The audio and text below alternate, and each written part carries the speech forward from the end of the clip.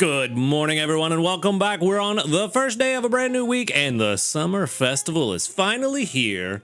And we are first going to start off by wrapping up last week before we can get into the summer festival. So let's go ahead and grab our sleep points. I did sleep the full 8.5 hours and then some. Not enough, though. I am still very tired today. So if I decide to just drop my energy level, my bad. It's not you. It's me. But let's go ahead and see what we're going to get for our daily lottery. It's going to be 15 diamonds. Nice. Again, diamonds. We're actually getting a lot. Also, summer festival bundles are available. There they go. So if you do want to pick one up, they're available in the shop. I am probably going to have to spend some diamonds on something else very soon. So I'm not 100% sure that I want to spend diamonds just yet on the bundles. But maybe. We'll see. Let's jump into this sleep report and see if we got the dozing type to get the Delibird. Hopefully we did. Unfortunately, the balanced sleep type doesn't actually apply to this one, even though the summer festival has begun. 8 hours, 47 minutes. Yep, that's about right. That is a lot of dozing, though. That's promising, but that could be a balanced sleep. Uh-oh. 13% dozing, 51% snoozing, and 36% slumbering. For some reason, that looks balanced to me. Yep, got the balance, but that is good. That does mean Delibird has a chance of showing up, but unfortunately the spawns are more populated by a whole bunch of other things that would show up in snoozing and slumbering. But you know what? That's a lot of 1 stars. So that kind of makes me hopeful for some reason. 70,186,000. Not bad at all. That's pretty good. That's a lot higher than I thought it was going to be. Ooh, fancy. Okay. Was not expecting that adorable little guy right off the bat. There's another Snover there. All right, let's see. So we've got 2 Bellsprout, a Snover, a Geodude, 2 Eevee, and a Rattata. No Delibird, but another Snover.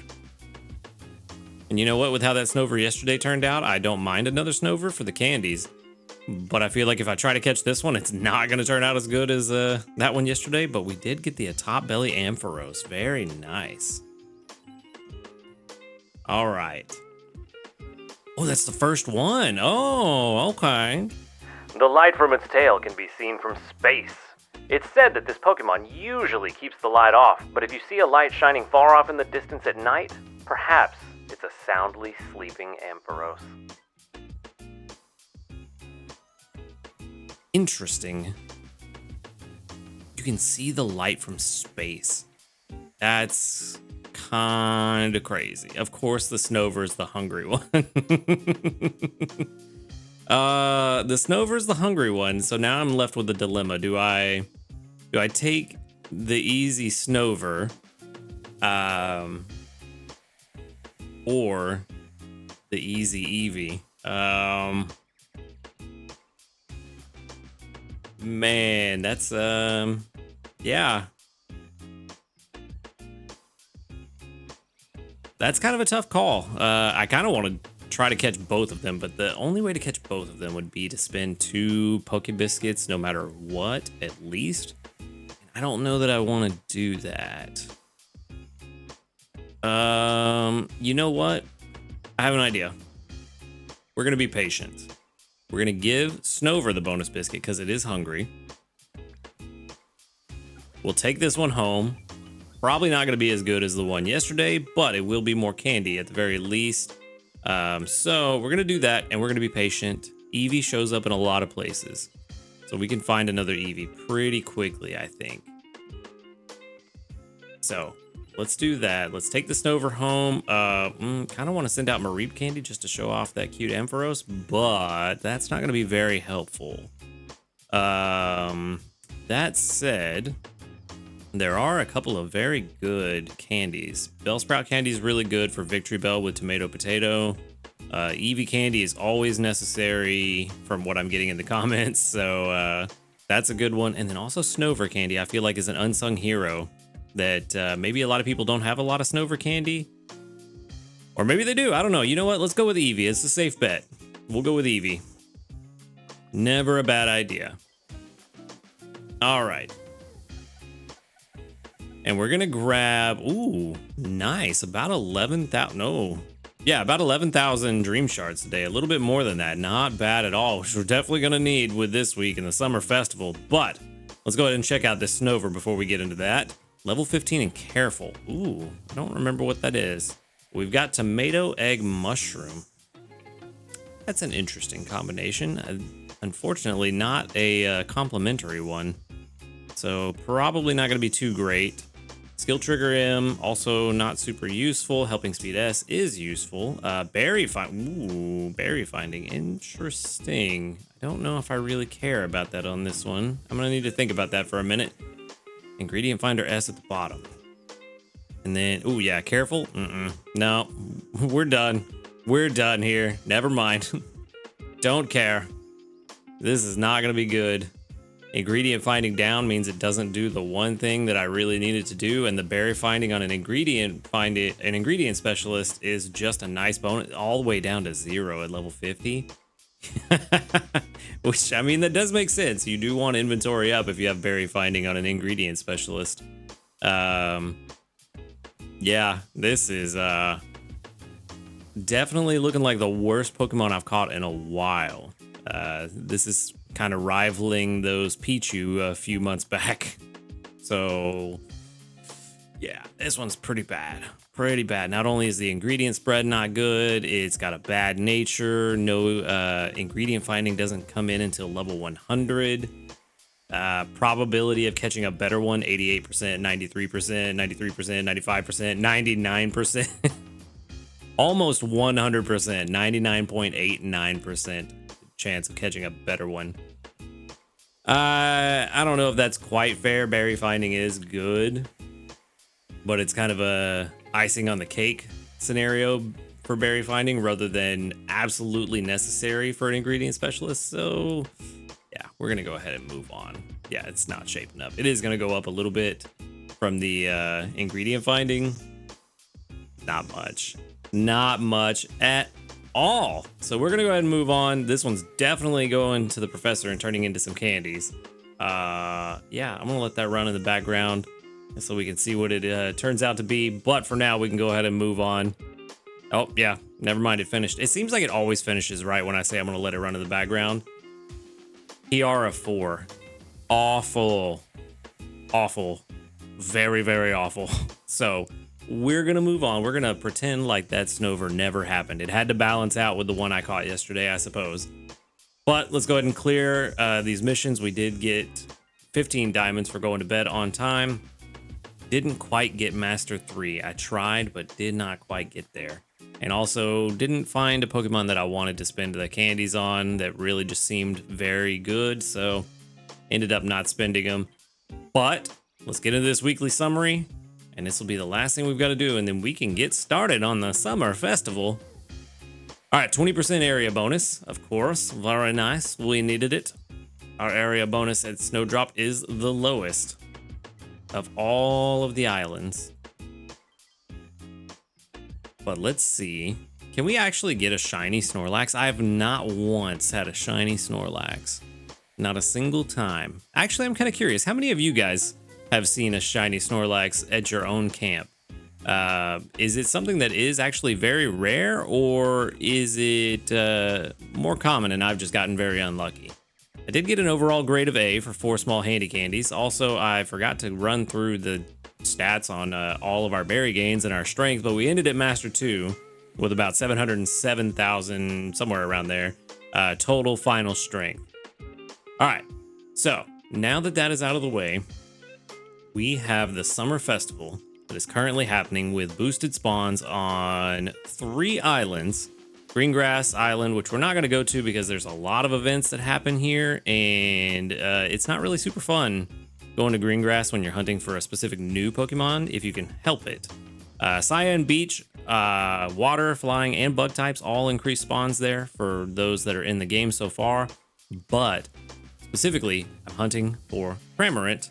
And if you want the most constrained spawns with the least amount of boosted spawns for anything else, Snowdrop Tundra, I almost said Cyan Beach again. Snowdrop Tundra is the way to go, and so that is where I'm going to go, because not only do I have boosted spawns for the flying type Cramorant, New area sound data will be downloaded. Oh, interesting.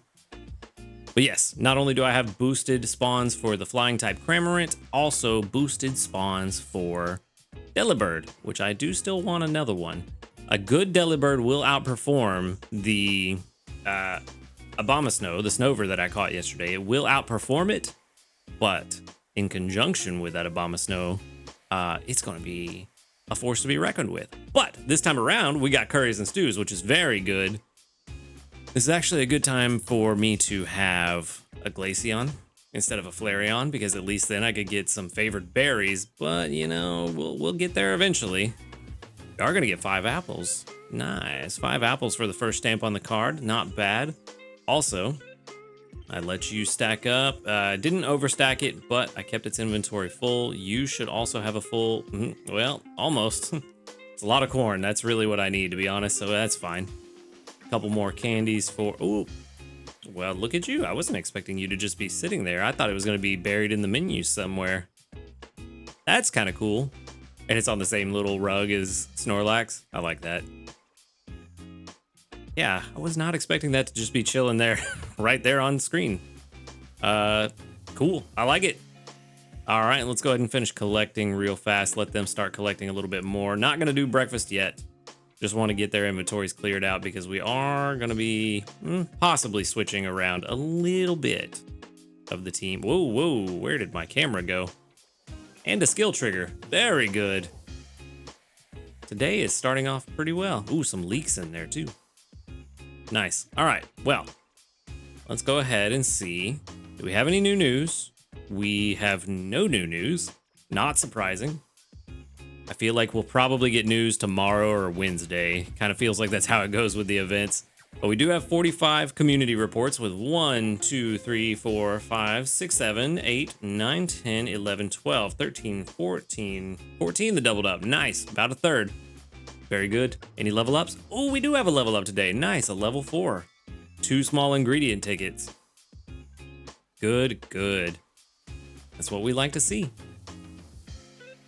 All right, now let's get breakfast going. Ooh, yes, yes, this is gonna be nice. We can't make the big curry, the Inferno curry. Well, 1, we don't have what we need for it, and 2, we don't have the pot space for it. But I think it's gonna be the same story for. Oh no! Oh, that's right. It's only 55. For some reason, I was thinking it was like 62. So we do have enough for Dream Eater Butter Curry, so we can get a little bit of a head start on that. Let's see. What do we want to toss in? We may not change up too much, to be honest with you. You know what? Soybeans. We only had 2. I guess it really didn't matter. We had space for 2 ingredients. Didn't matter what I put in there. But, no extra tasty, unfortunately. But that is 40,581, about 10,000 more than what I was getting from the green grass salad, which did require hot space increase. That's the one. Flareon. And if we can make Dream Eater Butter Curry and not have to worry about Flareon, we might be in a really good spot. And honestly, this is actually a pretty solid recipe. This is a pretty good recipe. Already basic 4 to start the week. Very nice. Very nice. We may not change the team up too much. We are going to swap over to our curry team, though. Venusaur, you got another Duranberry for me? Cool. All right. Here's where we get to have fun, though, with our team. We get to curries. Sweet. Don't need Flareon on the team. We can actually change this team up quite wildly. First off, there's a few members we know we want on the team. You are one. We know we want the Blastoise on the team. And we want the Victory Bell on the team.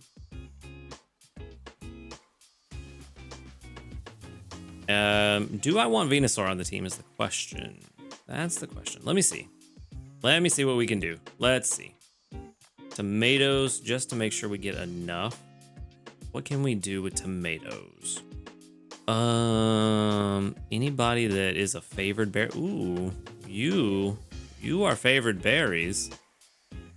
And bring in tomatoes, but you're a berry gatherer, so I don't know. But you do have ingredient finder. That's why I named you ingredient 88, because you are a weird one. I think this was my slacking candidate from back in the day. Interesting. Let's see. It's been a while since I've rated this one. This is going to be a very weird case of using a Pokemon for not its specialty, but let's see. There we go. It's going to, of course, do the berry calculation, which is not going to be super great because it is got some skills that are more helpful for ingredient finding as well as the nature. But even still, 55 total strength is not bad. But, ooh, I just noticed a berry strength there. Oh, this is new. When did this happen? I don't remember seeing this one before. I like that. We're going to have to test that out. Anyway, ingredient strength is what I'm really curious about. I believe slacking is very slow, but has a much higher skill and ingredient finding rate than Vigoroth. Yeah, 86 PR. Okay. Now let's do a little bit of research on the fly real quick. Slacking, where are you? Where you at? Where you at? There you are. Ingredient magnet. That's not what I'm worried about. Yeah, 33.87. 1 in 3 chance of getting an ingredient. And then mix that with ingredient finder. It's not perfect in the sense that there are better ingredient finders, but that is an interesting way to use a berry specialist to, yeah, kind of be a real hybrid. This is yeah. As a slacking, I feel like this would be a very good hybrid. Berry finding would be the only thing that would make it a better fit for what I call a hybrid. I don't think I want to use it though. I like it, but I don't think I want to use it. I do. Yep, ice type with tomatoes. I do want to start bringing you in and getting you some XP because you are going to be very beneficial later on. So instead of Venusaur, we're going to do Snover. And then what else do we want to do? You know what? This might actually be a really good time for, you know what? I know a lot of you are going to be very happy that I'm actually doing this finally. But this might be a very good time to bring in, where are you? There you are. I think it's finally time. And we can do a thing. We can do a big thing. Put you on the team that covers all of my ingredients. That gives me some energy. And I've got a favored berry gatherer. Yeah, use this team for sure. And I kind of have an idea. How far can we get you with 60 candies? Not very far. Level 28, that's not quite what I want. But we do have a thing because we now have the summer festival. So we're going to let this team run while we do some of the summer festival stuff. 8,000. What was that? RP. Yeah, almost said PR. 8,000 RP for this team alone. Cool. What's the recommended here on Snowdrop? Over 6,400. So we're fine. We're doing good. Okay, so for Summerfest 2024, it's snowy and covered in ice. All right, we got to basic 2, so that does give us the Cramorant incense, so we can force a Cramorant spawn if we want to. The other missions get Snorlax to Ultra 1 for 5 Poke Biscuits. You know, I like my biscuits. Get to Master 1 for 30 Cramorant candy. Give out 15 biscuits for 6,000 Dream Shards. Use 100 candies for 5 small Dream Clusters. Go to bed on time 3 times for 6,000 Dream Shards. And cook 12 times for 5 small Dream Clusters. I really feel like they should give out more Dream Shards for this event, given how expensive the Cramomatic is. But then some of us would just hoard those Dream Shards, and I don't think they want us to do that. I think they want us to spend our Dream Shards and be very Dream Shard poor soon. And then for our normal missions, the incense is Eradicate Incense. Uh-oh. Well, unfortunately, that's not really something I'm super excited about, but the rest of the missions look pretty doable. Just got to make sure to actually finish them up. Was there one for using candies? No. No, there wasn't, but that's fine. That is fine. We can make that happen anyway. Okay, so big thing with the Summerfest is the Candy Cram-O-Matic. I see you've noticed our new device. This here is called the Candy Cram-O-Matic. You can use the Candy Cram-O-Matic to get candies of various types. If you feed it enough Pokemon candies and some Dream Shards, a candy of one of the 18 different types will come out. Certain types of candy are more likely to come out depending on what candy you put in. Try it out. If you have a lot of one kind of Pokemon candy, I recommend starting with that. Here, these are for you. Go ahead and try them out when you feel like it. Have fun. What did he give me? Oh, there we go. Oh, 1,000 Dream Shards. Nice, thank you. 1,000 Dream Shards, just enough for the first try. Okay, so we're gonna use the Candy Cram-O-Matic. Let's see how this functions. Let's sort by number held. Oh, we're definitely gonna throw in the Cramorant candy. Why wouldn't we? Other way around. Okay, you know what? This first one, I'm just gonna do a pure random roll. We're just gonna do 40 Jigglypuff candy and we're gonna see what happens. I have 329,000 Dream Shards. Nice. Very nice. Hey, what are we gonna get? 40 Jigglypuff candy. Are we gonna get the Fairy type candy or are we gonna get something random? Got Fairy type M. Nice. Not bad. Cool. Let's use it again. Just for comparison's sake, let's do another 40 Jigglypuff and see. Oh, I scrolled by accident. Let's see how this one turns out. Do we also get another Fairy type or is it gonna be random? This is the fact. Ooh, oh, great success. That means we get 2. What are we getting? 2 Fairy type candy M. Okay, so we got Fairy type both times and a great success. Okay, very good. We're gonna do it again. 15,000. You know what? I think I'm gonna do all Jigglypuff today just to have all 4 the exact same and see how many of them we get Fairy type. If they're all Fairy type candy M, that means there's a pretty decent chance of it being Fairy type. Ice type this time. Okay. So the boost is not a major boost, maybe. Maybe it's not like a 50% boost or higher. I am going to use it one more time. I am going to do the big 40,000 today. Big spender. Big spender. If this isn't great success, I'm going to be sad. Spending 40,000 Dream Shards, I feel like should increase your odds of great success. No great. Oh, yeah, there it is. There it is. All right. It would actually be kind of nice if the 40,000, another Fairy type candy medium too.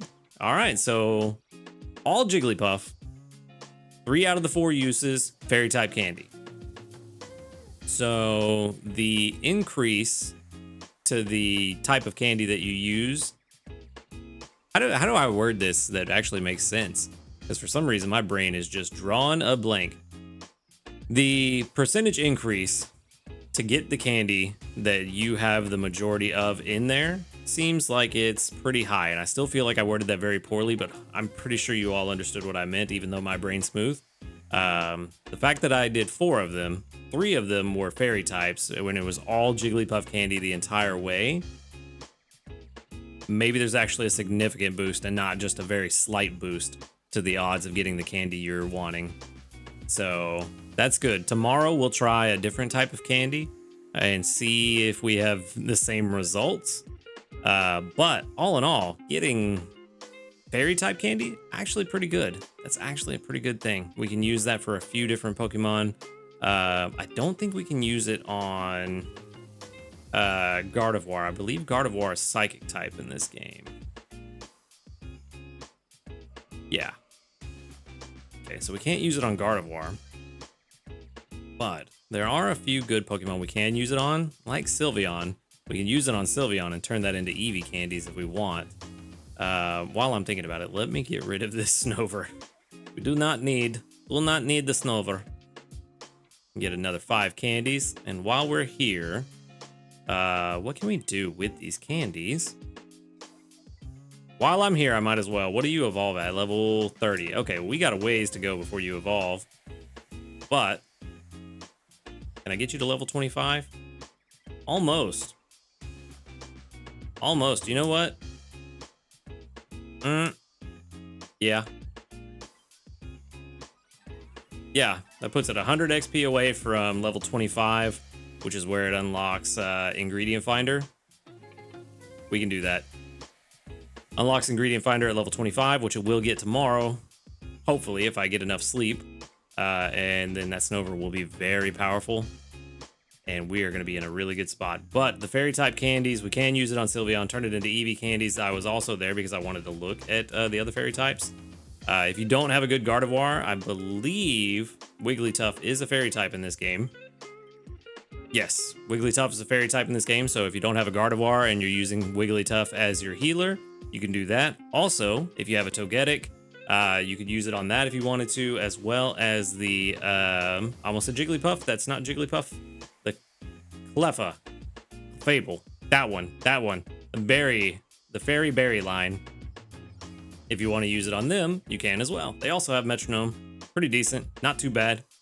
So getting the fairy type candy could be very useful for, really for me, probably using it on Eevee or on Sylveon to get Eevee candy.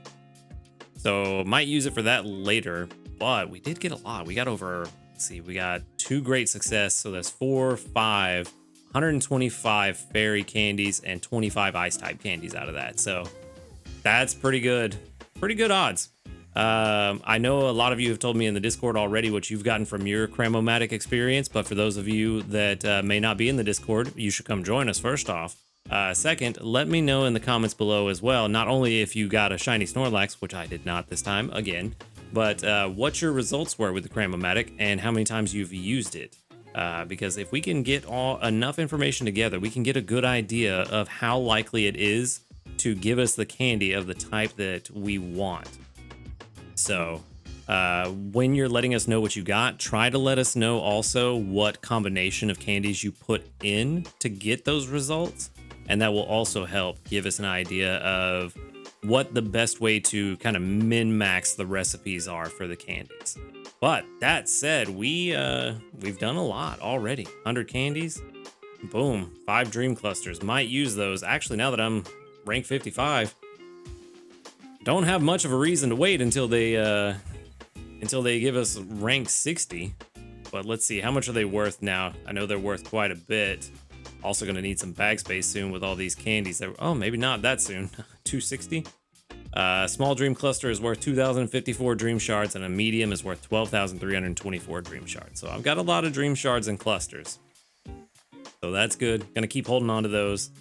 And for now, we're just gonna see how things go. We're pretty well covered.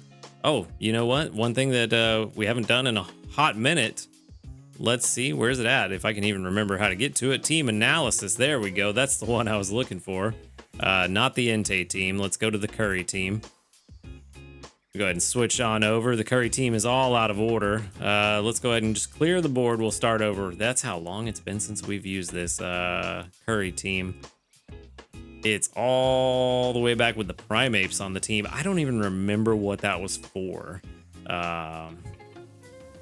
What did I use the Primeapes for? You have actually evolved now, and I think you're level 34 if I remember correctly. Boom. You know what? Let's go ahead and pull that up and double check. But I'm pretty sure that you did evolve. Or not evolve. I know you evolved, leveled up to 34. I was correct. Time to go update the box again today. Victory Bell, level 38, getting up there. Getting up there, my guy. There we go. That's what I like to see. Also, our brand new Snover, which I definitely need to go update because it's level 24 now. Snover, you level 24. Okay, and the Gardevoir, we did not invest in today, but maybe one day. For now, we'll stay at level 25. Also going to get a decent amount of extra XP because Celio has... Where is Gardevoir? Celio has the... what's it called? There you are. Sleep XP bonus. That's the one. Okay. Snowdrop Tundra. Expand all. Wow. About the same amount of strength. Actually, Blastoise is outperforming. I mean, it does kind of make sense. Blastoise is level 46, but I wasn't expecting it to be that close. Victory Bell also providing a lot of strength, but being able to make that Dream Eater Butter Curry without Flareon is going to help quite substantially. And the current prediction, only Ultra 5. Wow. I'm gonna go ahead and I'm gonna make a bold statement that we're going to get beyond Ultra 5 because I forgot to plug this in. It's not gonna make a huge difference, but it will make a difference.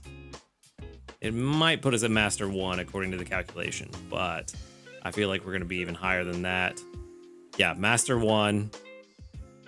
I'm pretty confident in saying that we're going to be a much higher rank than Master 1 this week. I've talked so long that it's now lunchtime. So let's go ahead and do that now.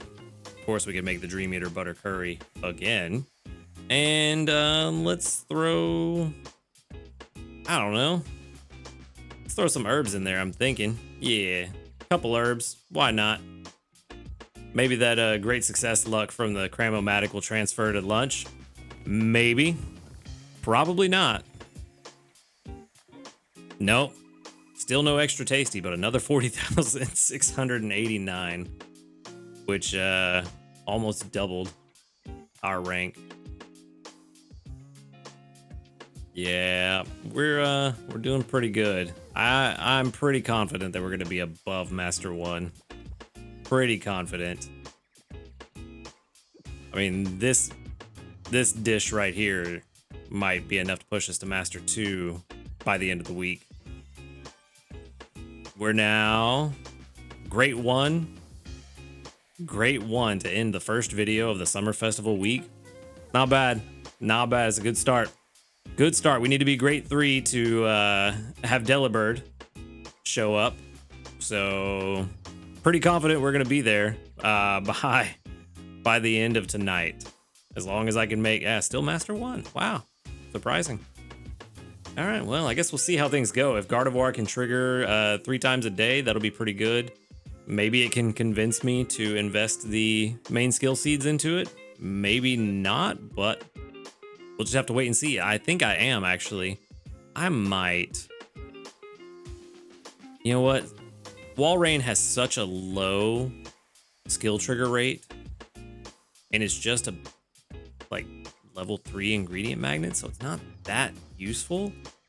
I may just leave his inventory full. It says it drops his strength down, but those ingredients are not really super necessary. Yeah, I don't... I'm going to leave it full. I don't think it's really necessary to collect from him, if I can remember. So yeah, I think we're going to do better than Master 1. I feel like we could probably at least hit Master 3. We got to Master 2 last week working on salads and missing several meals and also having several suboptimal meals. So I'm pretty confident that we're at least going to get to Master 4.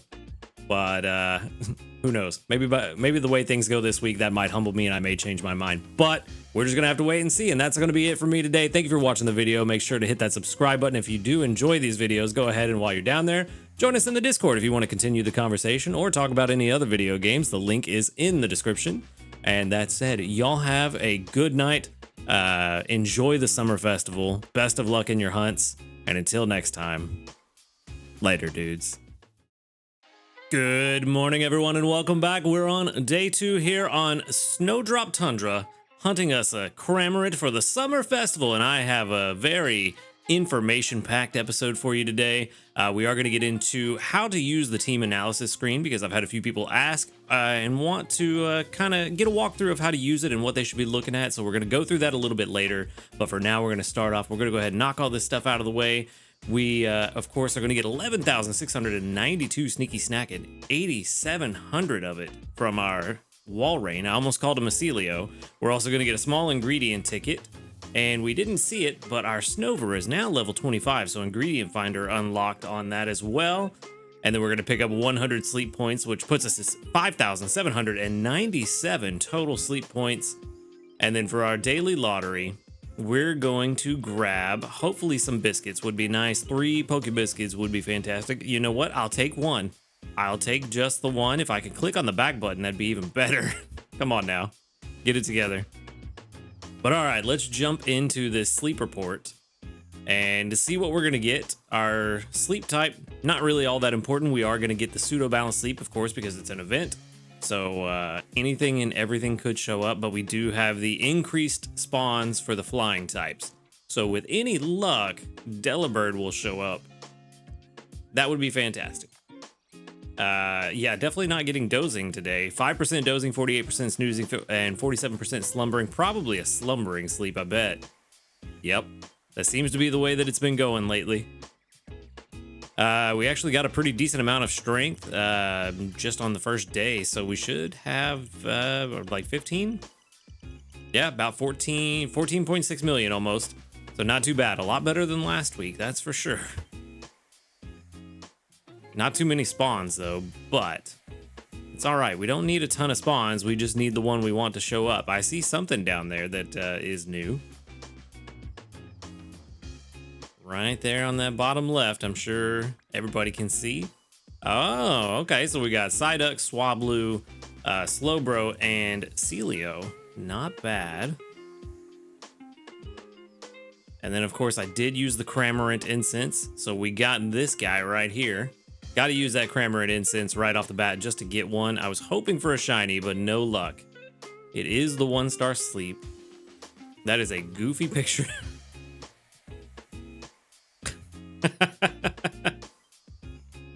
All right. That is a long dex entry too. This Pokemon instinctively swallows everything whole and also has a poor memory. On very rare occasions, it goes to sleep with prey too large to swallow still stuck in its throat, but no one knows why, because even Cramorant itself has forgotten the reason.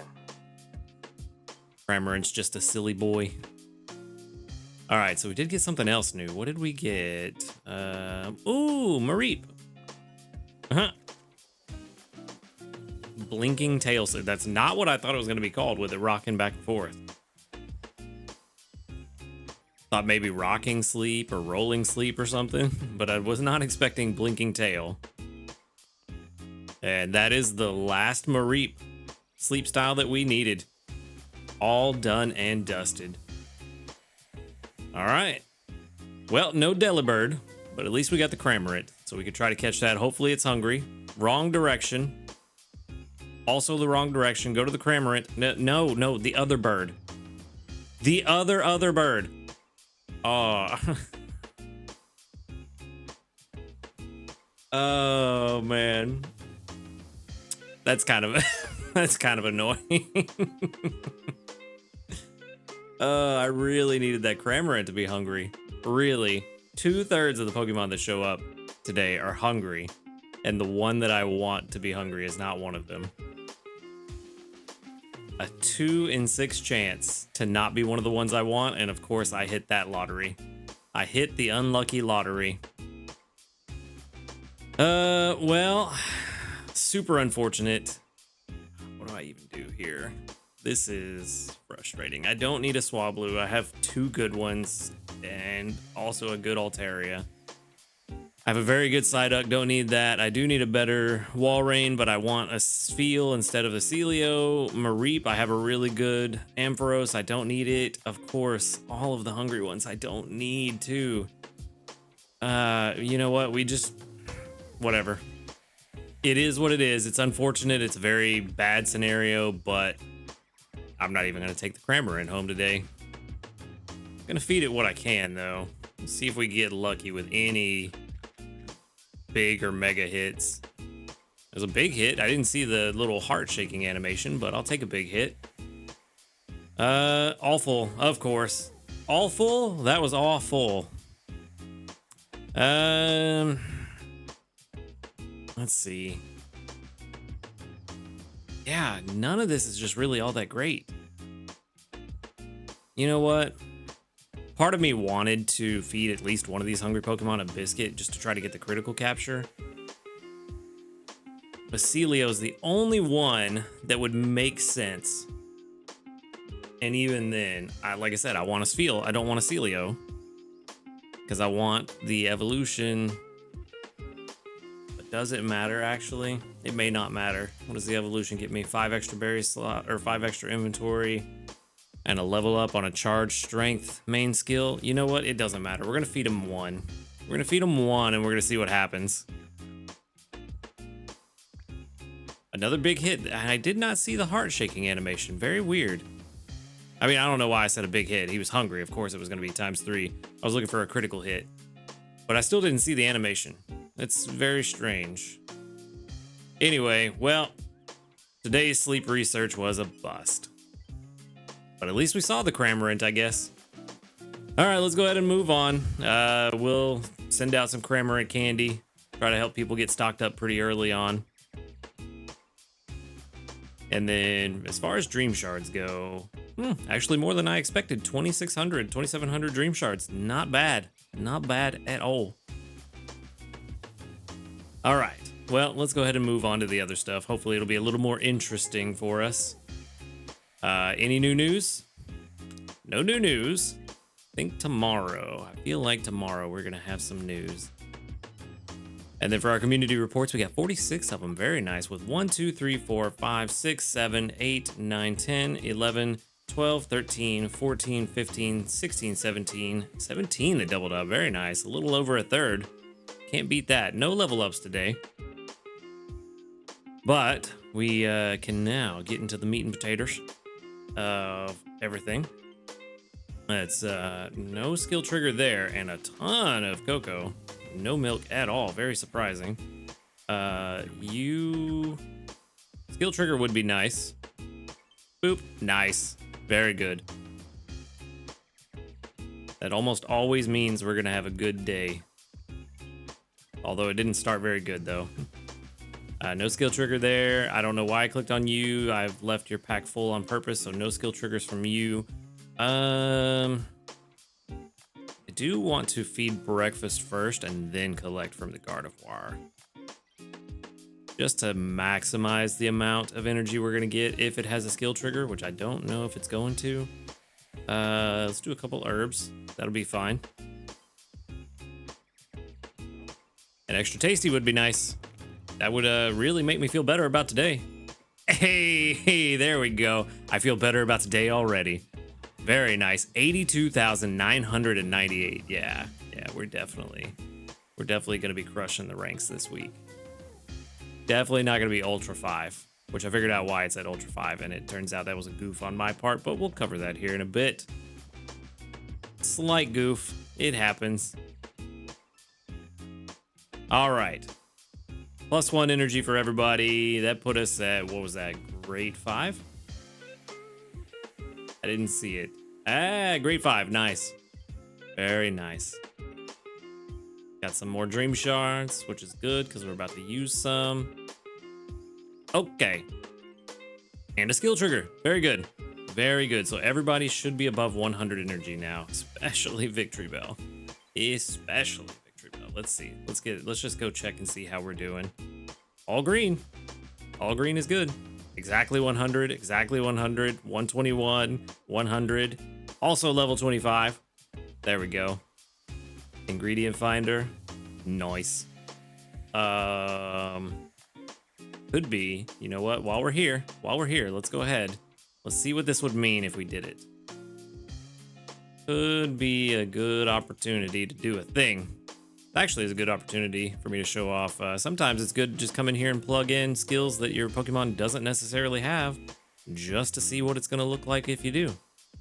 So in this case, what if I were to give it a sub-skill seed and get Ingredient Finder M at level 25 instead of S?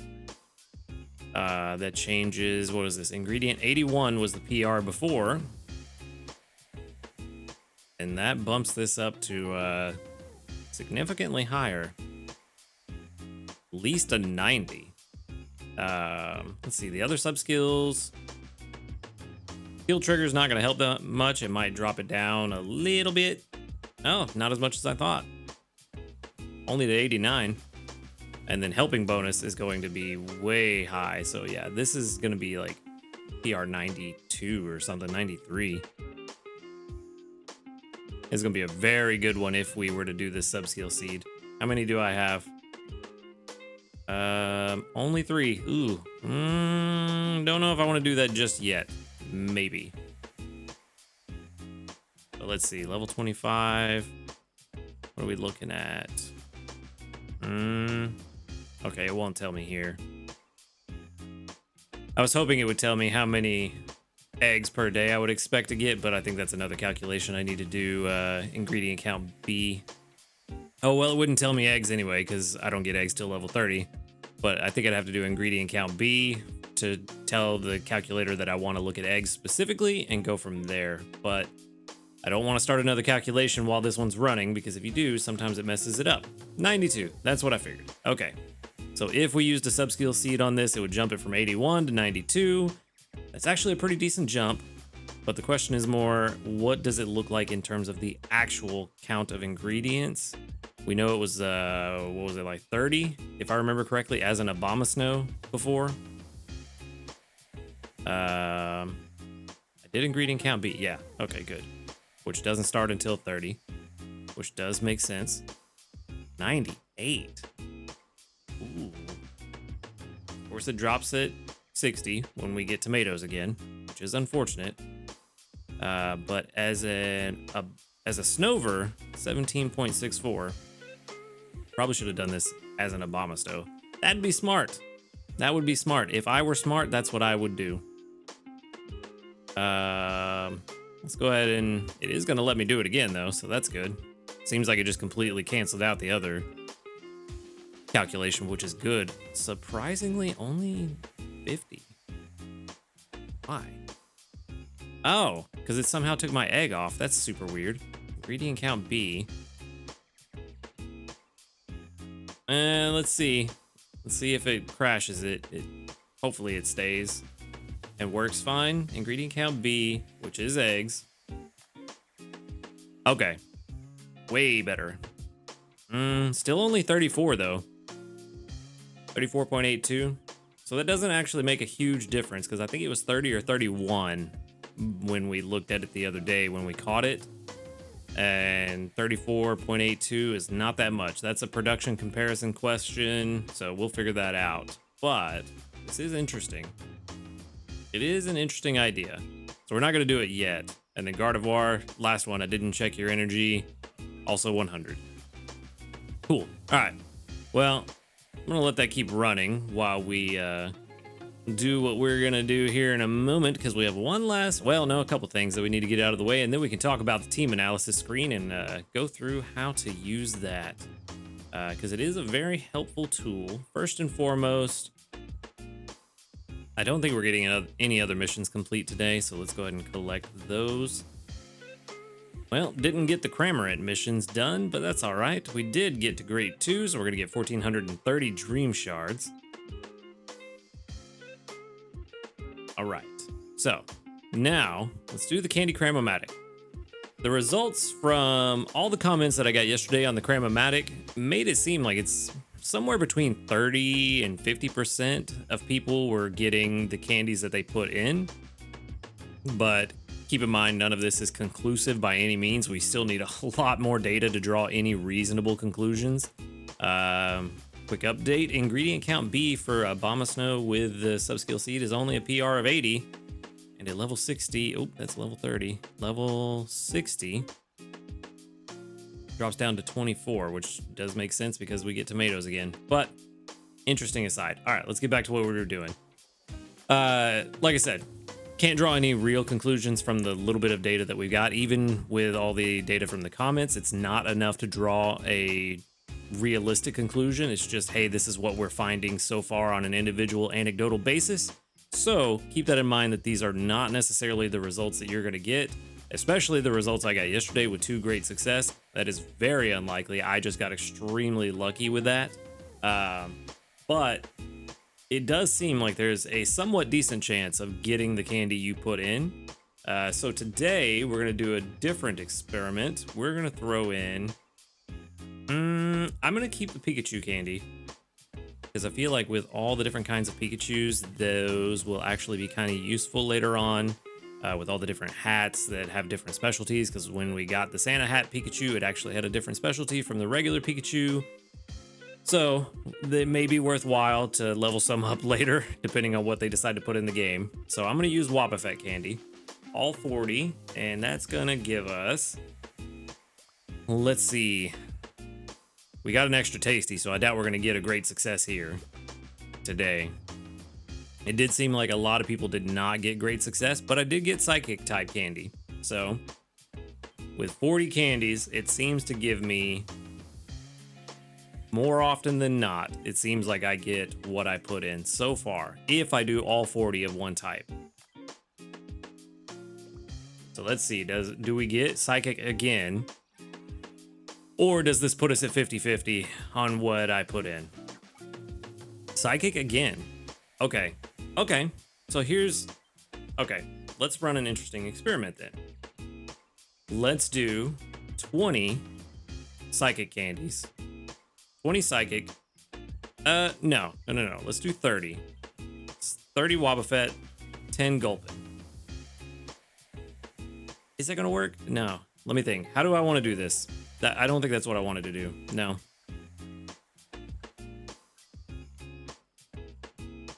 Let's do 2020. And let's see. Do I get one or the other? Or do I get a random type?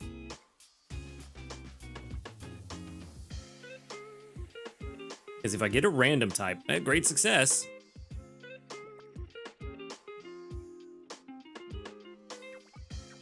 Poison type. Okay. So I got one of the two that I put in. Okay. So... Well, I don't know if that actually helped me form any more of an opinion than I already had or not. Based on the comments I've seen, not only in yesterday's video, but also in the Discord and on Facebook groups, I feel like the odds of getting the candy that you put in is not very high, and I feel like the results that I'm getting are very non-representative of the norm. I feel like I've just gotten very lucky in the terms of the great success rate that I've had, and also the amount of times that I've gotten the candy type that I put in. Because so far, I've used it 7 times, and only 1 out of the 7 has been a different type than the candy I put in. So, I'm gonna use it one more time. I'm gonna spend the dream shards for the science. For the science, we spin the shards. We put in 40 Pseudo-Wudo candy. Do I get a rock type? If I get a rock type, then I think that's just more evidence that I'm getting very lucky. Got a rock type. So either I'm getting very lucky, or putting in 40 of one type gives you significantly higher odds to get the type of candy you put in.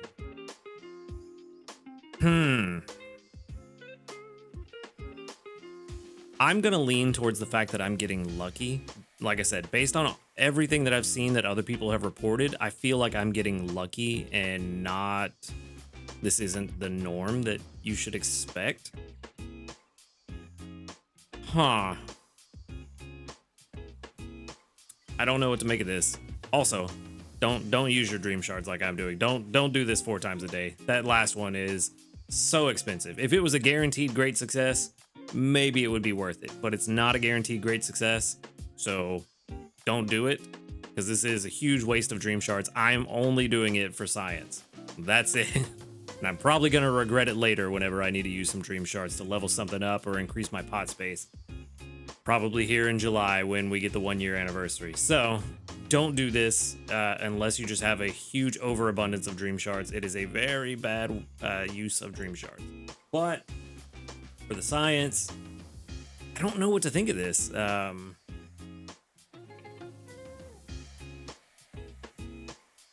again, we just don't have enough data to really draw a definitive conclusion.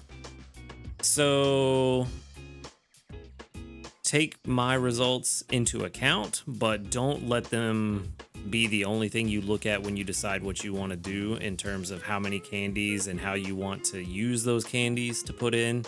The only thing I can say is just use your junk candies and turn those into, hopefully, something that's going to be more useful.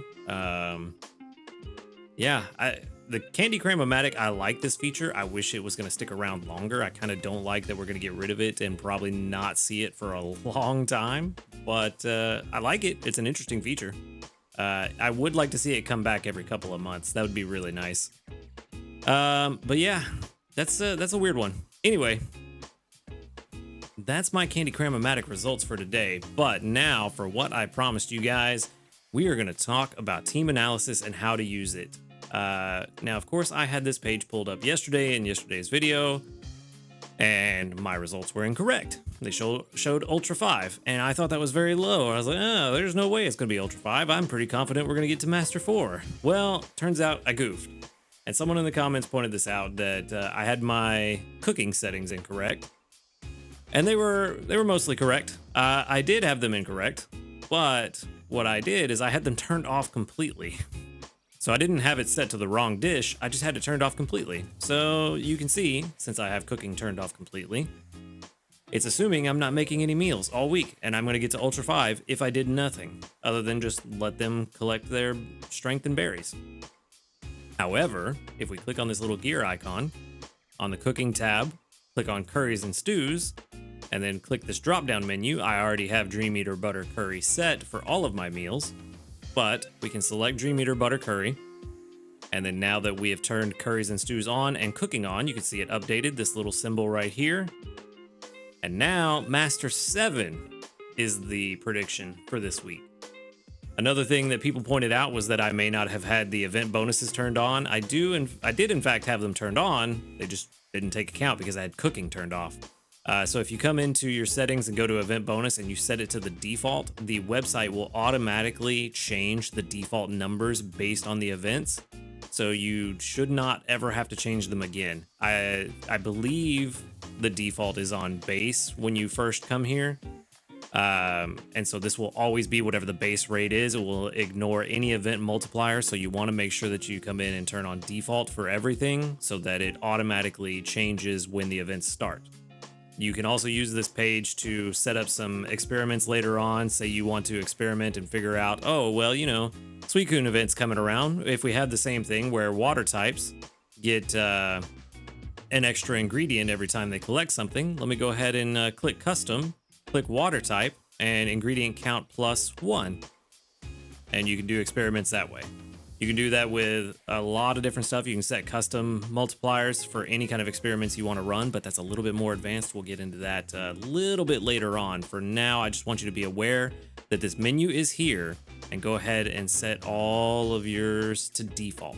That is the best way to go forward. Also, cooking is a page you're going to come back to quite often, so we're going to make sure we have this one set up a little bit later as well.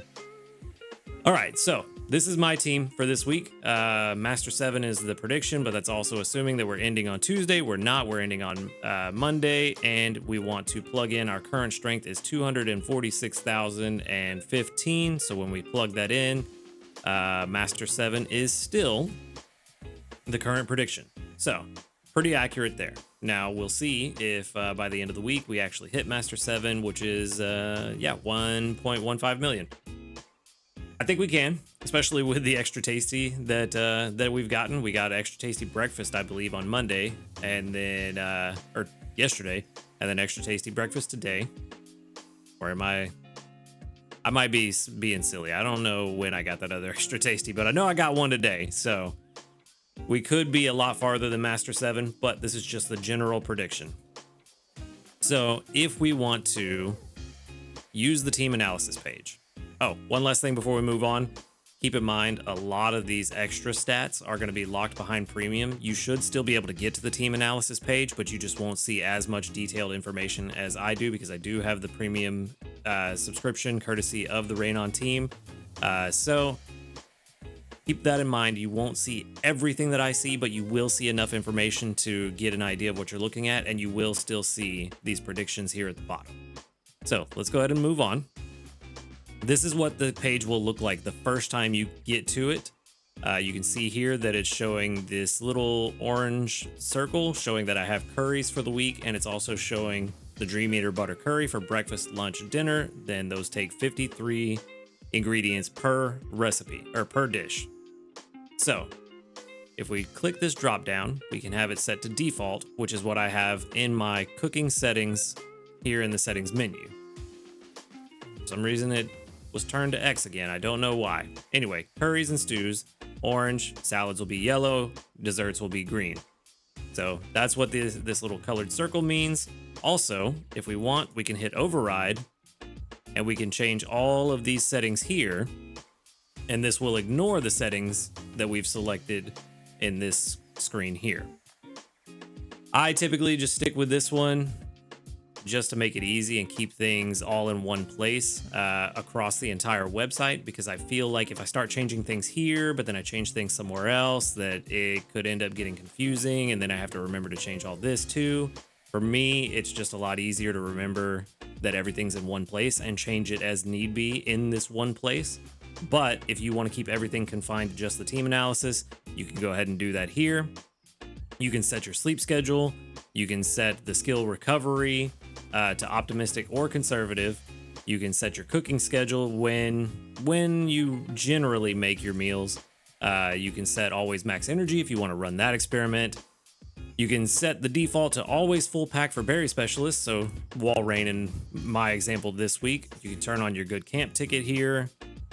You can set your collection frequency in seconds, which is how often you actually log into the game and collect from your team. You can set your cooking settings, your pot capacity, make sure you have this set correctly. I assume a bottomless pot because often I use Flareon to get beyond the 57. So that's why I always plug in bottomless pot here. And then I never mess with these. You may want to if that's something that would be helpful for you. Which is why my actual capacity shows infinite, because I have it set to bottomless. If I turn that off, you can see actual capacity is 57, but I have it set to bottomless. You can also change the dishes you're going to make. Make sure when you run this that you go in and you change the dish that you are making for the week. This is going to be very beneficial moving forward whenever you run a team analysis, so make sure you do that.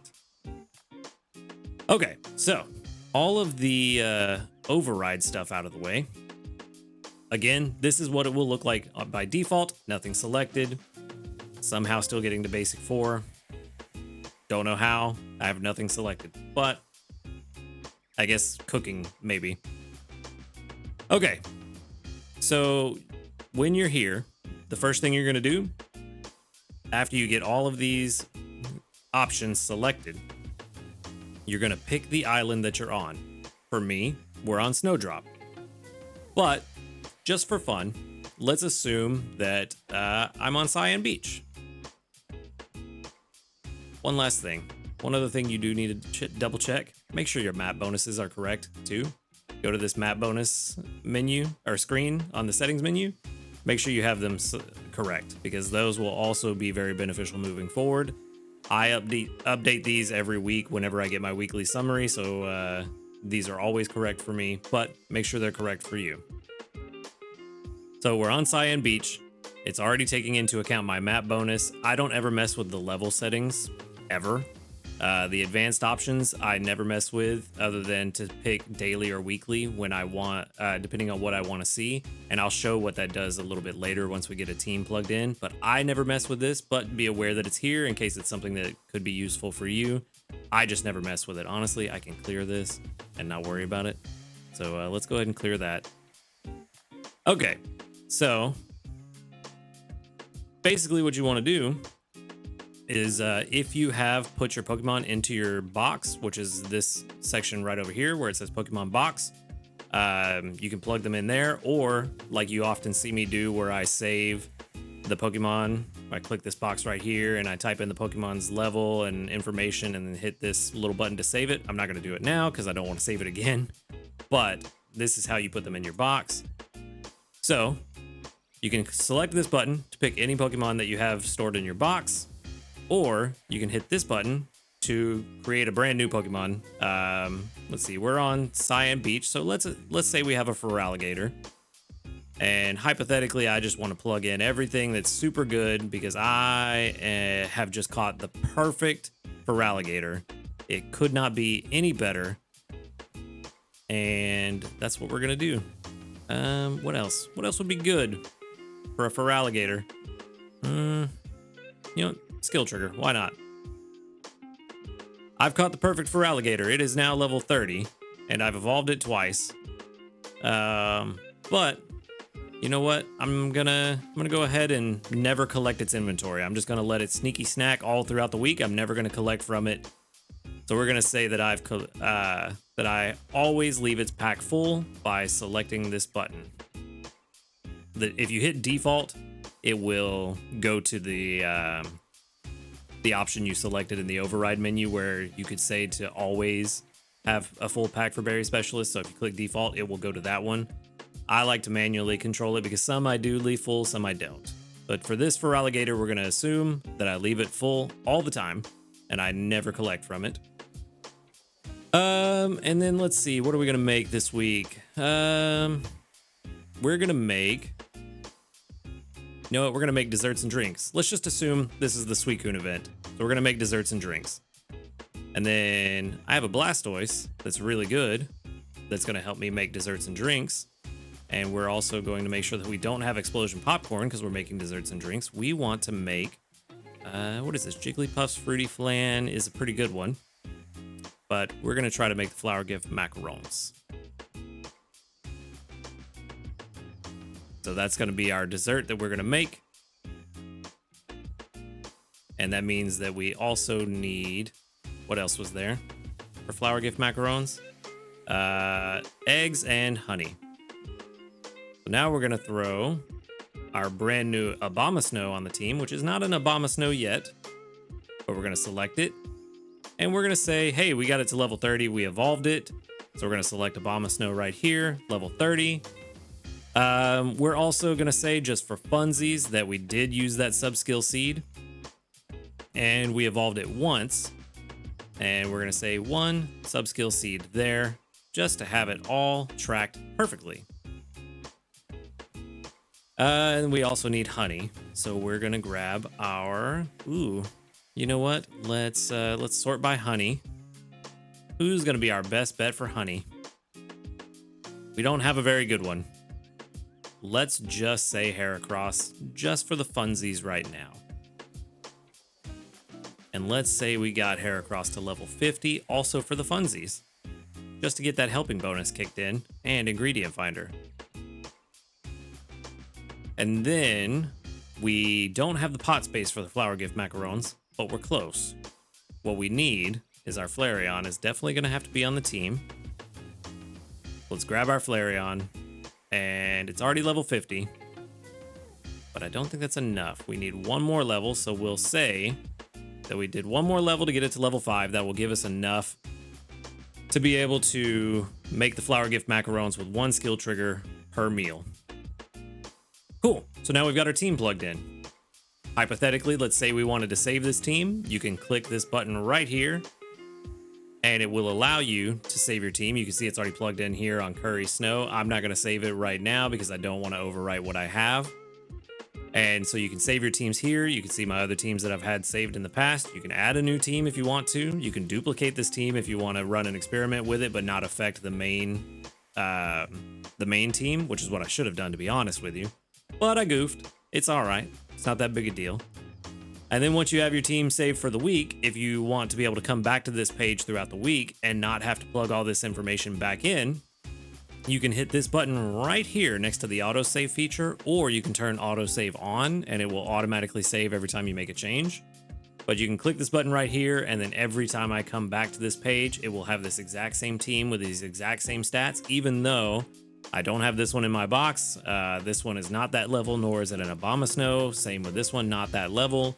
It will still save them so that I don't have to worry about it. Okay, so we've got our team plugged in. We can already see at the bottom looks like we're going to get Master 9 for Cyan Beach. Keep in mind, I didn't plug in the event bonuses. We don't know what they're going to be for Suicune. I'm just using the Suicune event as my basis for building a team, not necessarily trying to be exactly accurate, just to show how this works. So we've got the team built. We can see that we're probably going to be Master 9. We can see the amount of ingredients that we can expect to bring in. And the reason you're seeing these like 1.79 of ingredients that we don't actually collect, it's just assuming that we're going to pick up a couple of these through ingredient magnets, specifically from Blastoise. And I think Heracross also has ingredient magnet, if I remember correctly, but we'll see that here in a second. So it's assuming that we're getting that. We can see it's on override. Let me set it back to default. That's the one we want. So now it's more accurate because we do want it to be default to actually take into account the dishes we're making. Is that the flower? Yeah, it is. Why does it say 39? Oh, it's level 39. My apologies. Earlier I said it was the amount of ingredients it took. It's actually the level that you have it at. That was my mistake. Okay. I'm sure somebody's already screamed at me in the comments. Okay, so we can see all this. This is the basic stuff. You don't really need to go into anything else if you don't want to. This will just give you an idea of what you're looking at by the end of the week, what your rank is likely to be. However, if you do want to see more, you can click the expand all option, or if you want to do it individually, you can click on them individually. It will only show me Abomasnow if I click on Abomasnow, but if I want to see all of this information for every Pokemon, expand all, and this shows me detailed information for every Pokemon. Shows me their frequency, their collection frequency, and I believe this is at max energy, what their collection frequency is going to be. I'm not sure if, I don't think it's average. I think this is just their max. Shows some information about their energy throughout the day, their inventory, their amount of berries. Really, this information here is the most important. It's going to show me the amount of berries that I should collect from Feraligatr throughout the day with the amount of strength that those berries are going to bring in. We do see the total strength up here, which is good to know, but if you want to see how it breaks down, it doesn't really show us a breakdown for Feraligatr because we're assuming his pack is full, but this is what we're going to get from Feraligatr at level 30 in berries, and that's his total strength. If we turn this off, you can see his total strength does change. The amount of berries he brings in changes. The amount of strength that gives him changes. And we get a little bit of sausage and some extra strength from that sausage. Plus, we get a little bit of strength from his main skill. So this is stuff we lose out on if we leave his pack full, which is why I say it's up to you to determine if you want to leave the pack full or not. With Walrein this week, I'm leaving his pack full because his skill trigger rate is so low that I'm not really going to get anything more off of it, and I feel like it's more beneficial to get more berries. So that's why I'm not collecting from Walrein, but keep in mind, it's up to you to determine for each Pokemon if it is beneficial to collect from them and try to get the skill trigger, or if it's more beneficial to collect from the berries. But this is how it all breaks down. We can go ahead and turn full pack back on because we're just going to leave his pack full. Blastoise, we can see we get a ton of strength from Blastoise, and it breaks down just like this. So that's going to be the same for every Pokemon. You can also see, I'm not sure, this may be locked behind premium, I'm not 100% sure, but you can see the amount of times per day you can expect a skill trigger. So Blastoise less than one time a day, and that checks out. It's usually about how it goes. I get lucky if it's once a day. Abomasnow, just shy of 2 times a day, so on and so forth. So we can use this to plan out, hey, Flareon should get 4 times a day, and we need him to do once per meal, so we should be fine. So that's why it's good to know these things. But that's pretty much how you use the team analysis page. If you want to close it, you can just collapse all, or if you just want to close one and kind of clean it up, like, okay, I'm done reading Abomasnow, let me clean this up a little bit. Okay, I'm done with Heracross, you can click on them as well. And then this button, you want to be careful about hitting this button, because as far as I know, there's no undo from hitting this button, and if you've changed quite a bit, if you hit this button and you want to go back, you have to change it all again. So that's why I recommend just saving another team and experimenting with that team so you don't affect the other one. But if you hit this button, you'll see that my Abomasnow should go back to a Snover and back to level 13. Yep. Heracross is also back to level 21.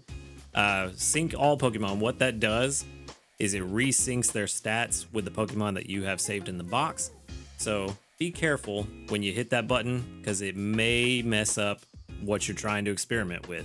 But that is pretty much the basics of how to use the team analysis page. I know it sounds like a lot, but once you get in here and you start using it quite frequently, you're going to get very familiar with it very quickly. It's really easy to figure out once you get going. The hardest thing, like I said, is when you do the override.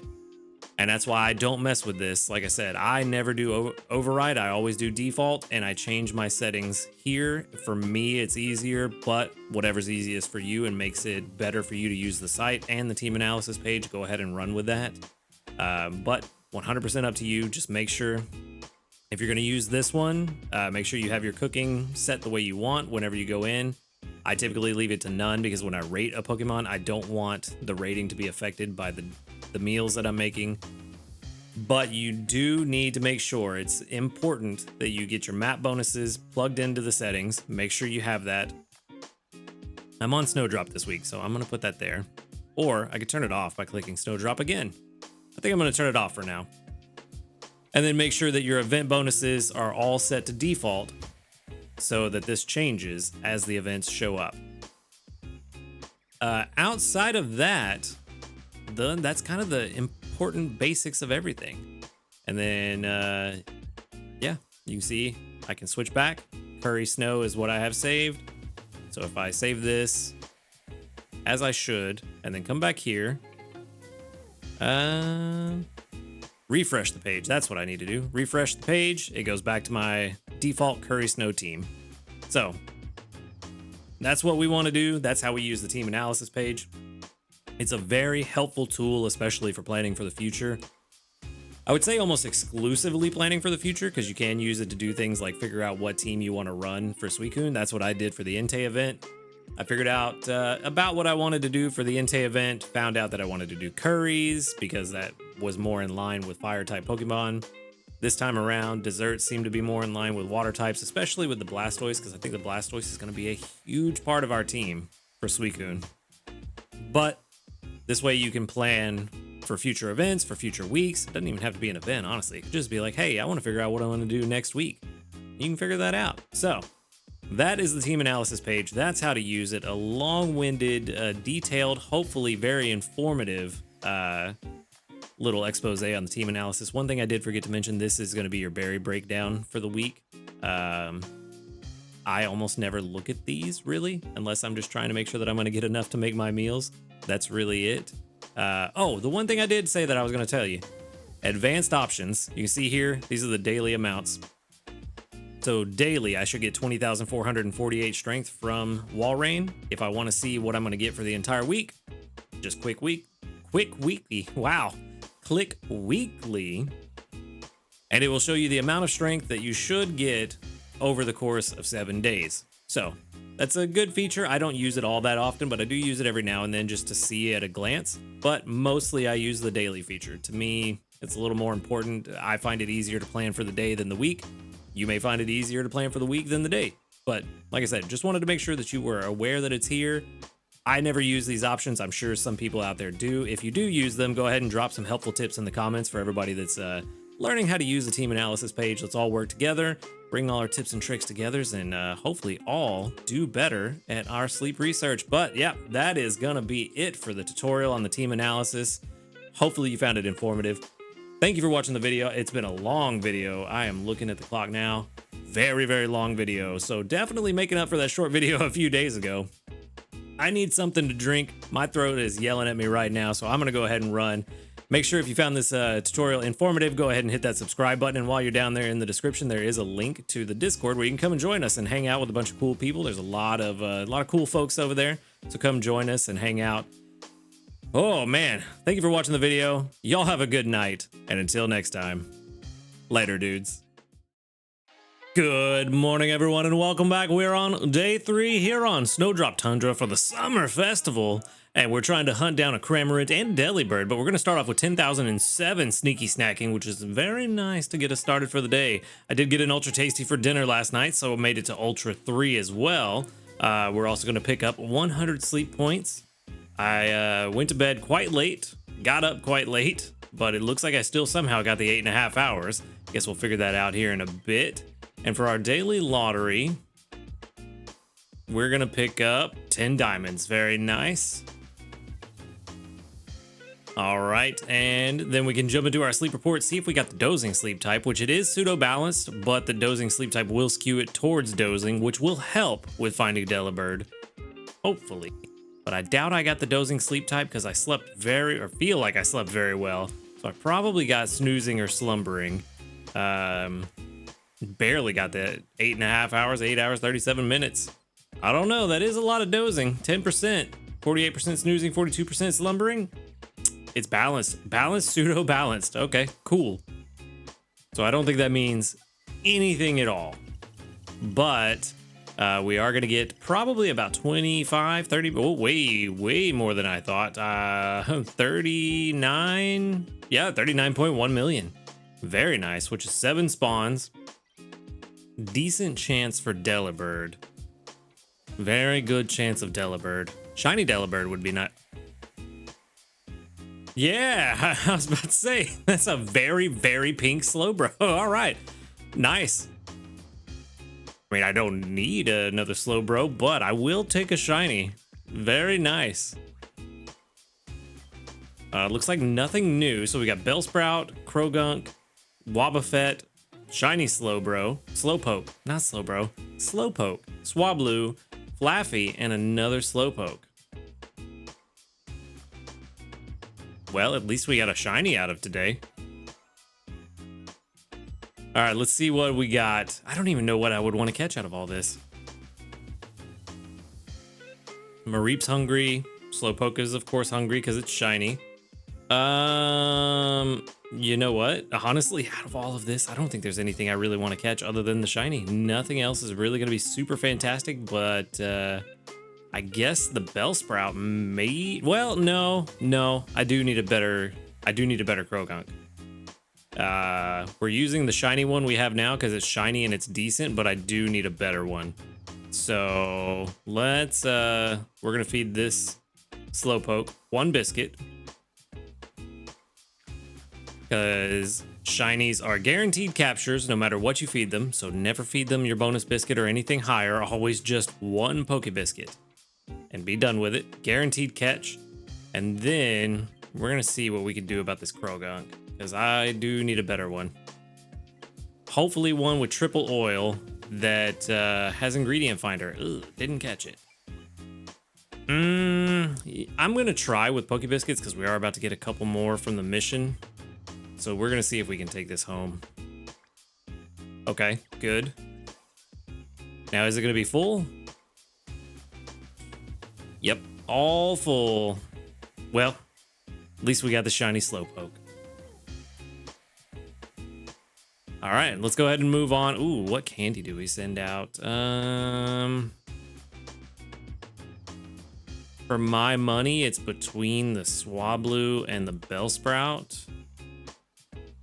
I feel like a lot of people are going to get Swablu candy this week, so I think I'm going to do Bellsprout. Yeah, Bellsprout would be... Yeah, Bellsprout's going to be the most useful, I think, because Victory Bell is very good at Lapis, particularly if you get Curries. All right, so we are going to pick up 5,400, somewhere around there. Somewhere around 5,400 Dream Shards, and we're going to get this adorable shiny Slowpoke. I do like that pink. It looks way better in this game. All right, so we got level 13. What we got? We got Coco Tails Coco. Not super desirable. Having Tails at level 60 would be nice on a shiny, but it is what it is. This is also a skill specialist, so not really worried about it. Ingredient Finder S is good for getting Tails eventually. Inventory Up M, also good for skill triggers. Inventory Up S is doubled up. We don't need that. Skill trigger at level 75 is good, and Helping Speed S. All in all, Outside of the inventory up S, this is actually not bad. This is a pretty decent slowpoke. Outside of the nature being neutral. Oh, what did I mess up? Oh, I didn't select helping speed. I thought I did. Okay. Outside of a neutral nature, it's not terrible. It's not great, but it's not terrible. But again, it's shiny, so we are, of course, going to keep it. I feel like probably going to be about middle of the road. Ooh, it's getting worse. That helping speed is going to help, though. That's funny. I thought inventory up would help a little bit more, giving you more time to actually get a skill trigger in between collections before the inventory gets full, because 9 is a very, very low carry limit. Very interesting.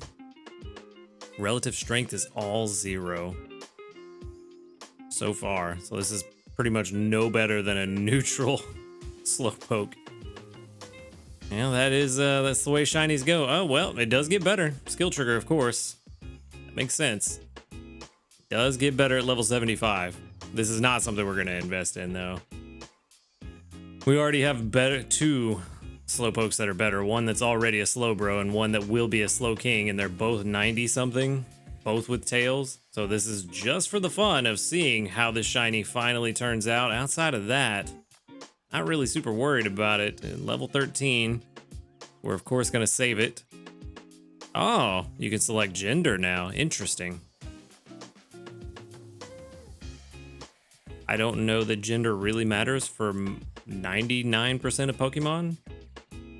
Very few that it does, and only one that I can think of in game off the top of my head with Ralts. Because you have to have, what is it? It has to be a male Ralts in order to evolve to Gallade. 28% relative strength. Nice. All right, well, it's not too bad. 42. Kind of what we were thinking. So, not too bad. You know, it's a shiny for an event. Always gotta love shinies. It's been a while. What even was the last shiny I got? Was it a Swablu? It might have been a Swablu back in the day. Maybe even before the Raikou event. I feel like it's been a long time since I've gotten a shiny, but this one's a PR42. Not good, not bad, but we're gonna keep it and we're gonna move on. Okay. Oh, surprising, no new news today. I thought we were gonna have some today, but no, we do have some community reports though. There's gonna be about 44 of them. 45.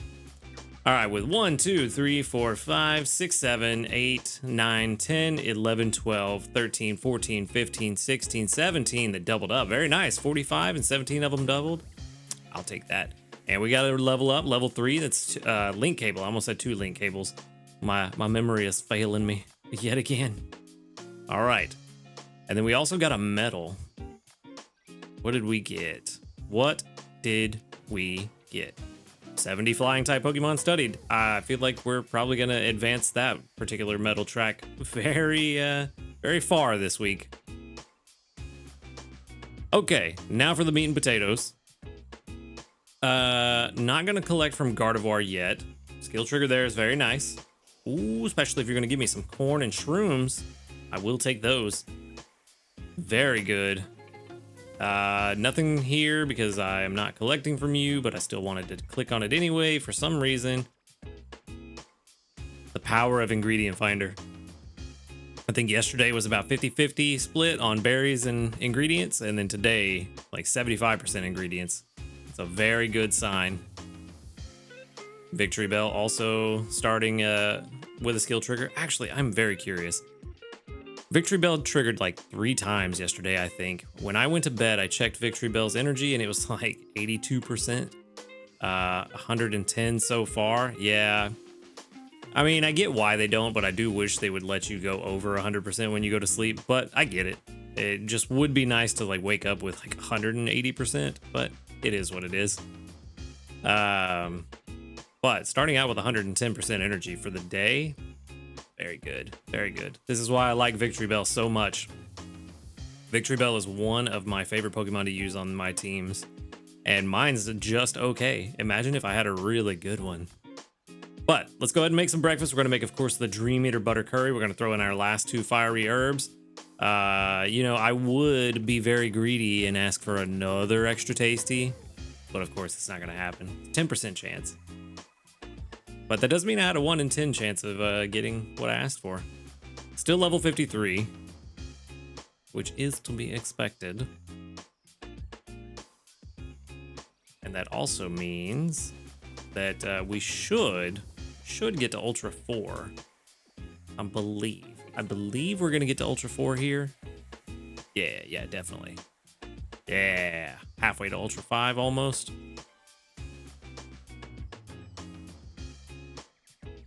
Honestly, at this point, the further we climb in the ranks, the better odds we have of a Delibird showing up, since we do have the pseudo-balanced sleep. There's always a chance, but I think the percentages are a bit lower than what we had last week because it is pseudo-balanced, so the spawn pool is more wide. All right, we also got a skill trigger there, so very nice. All right, cool. Starting off pretty well. So far, Gardevoir has done a good job these last couple of days.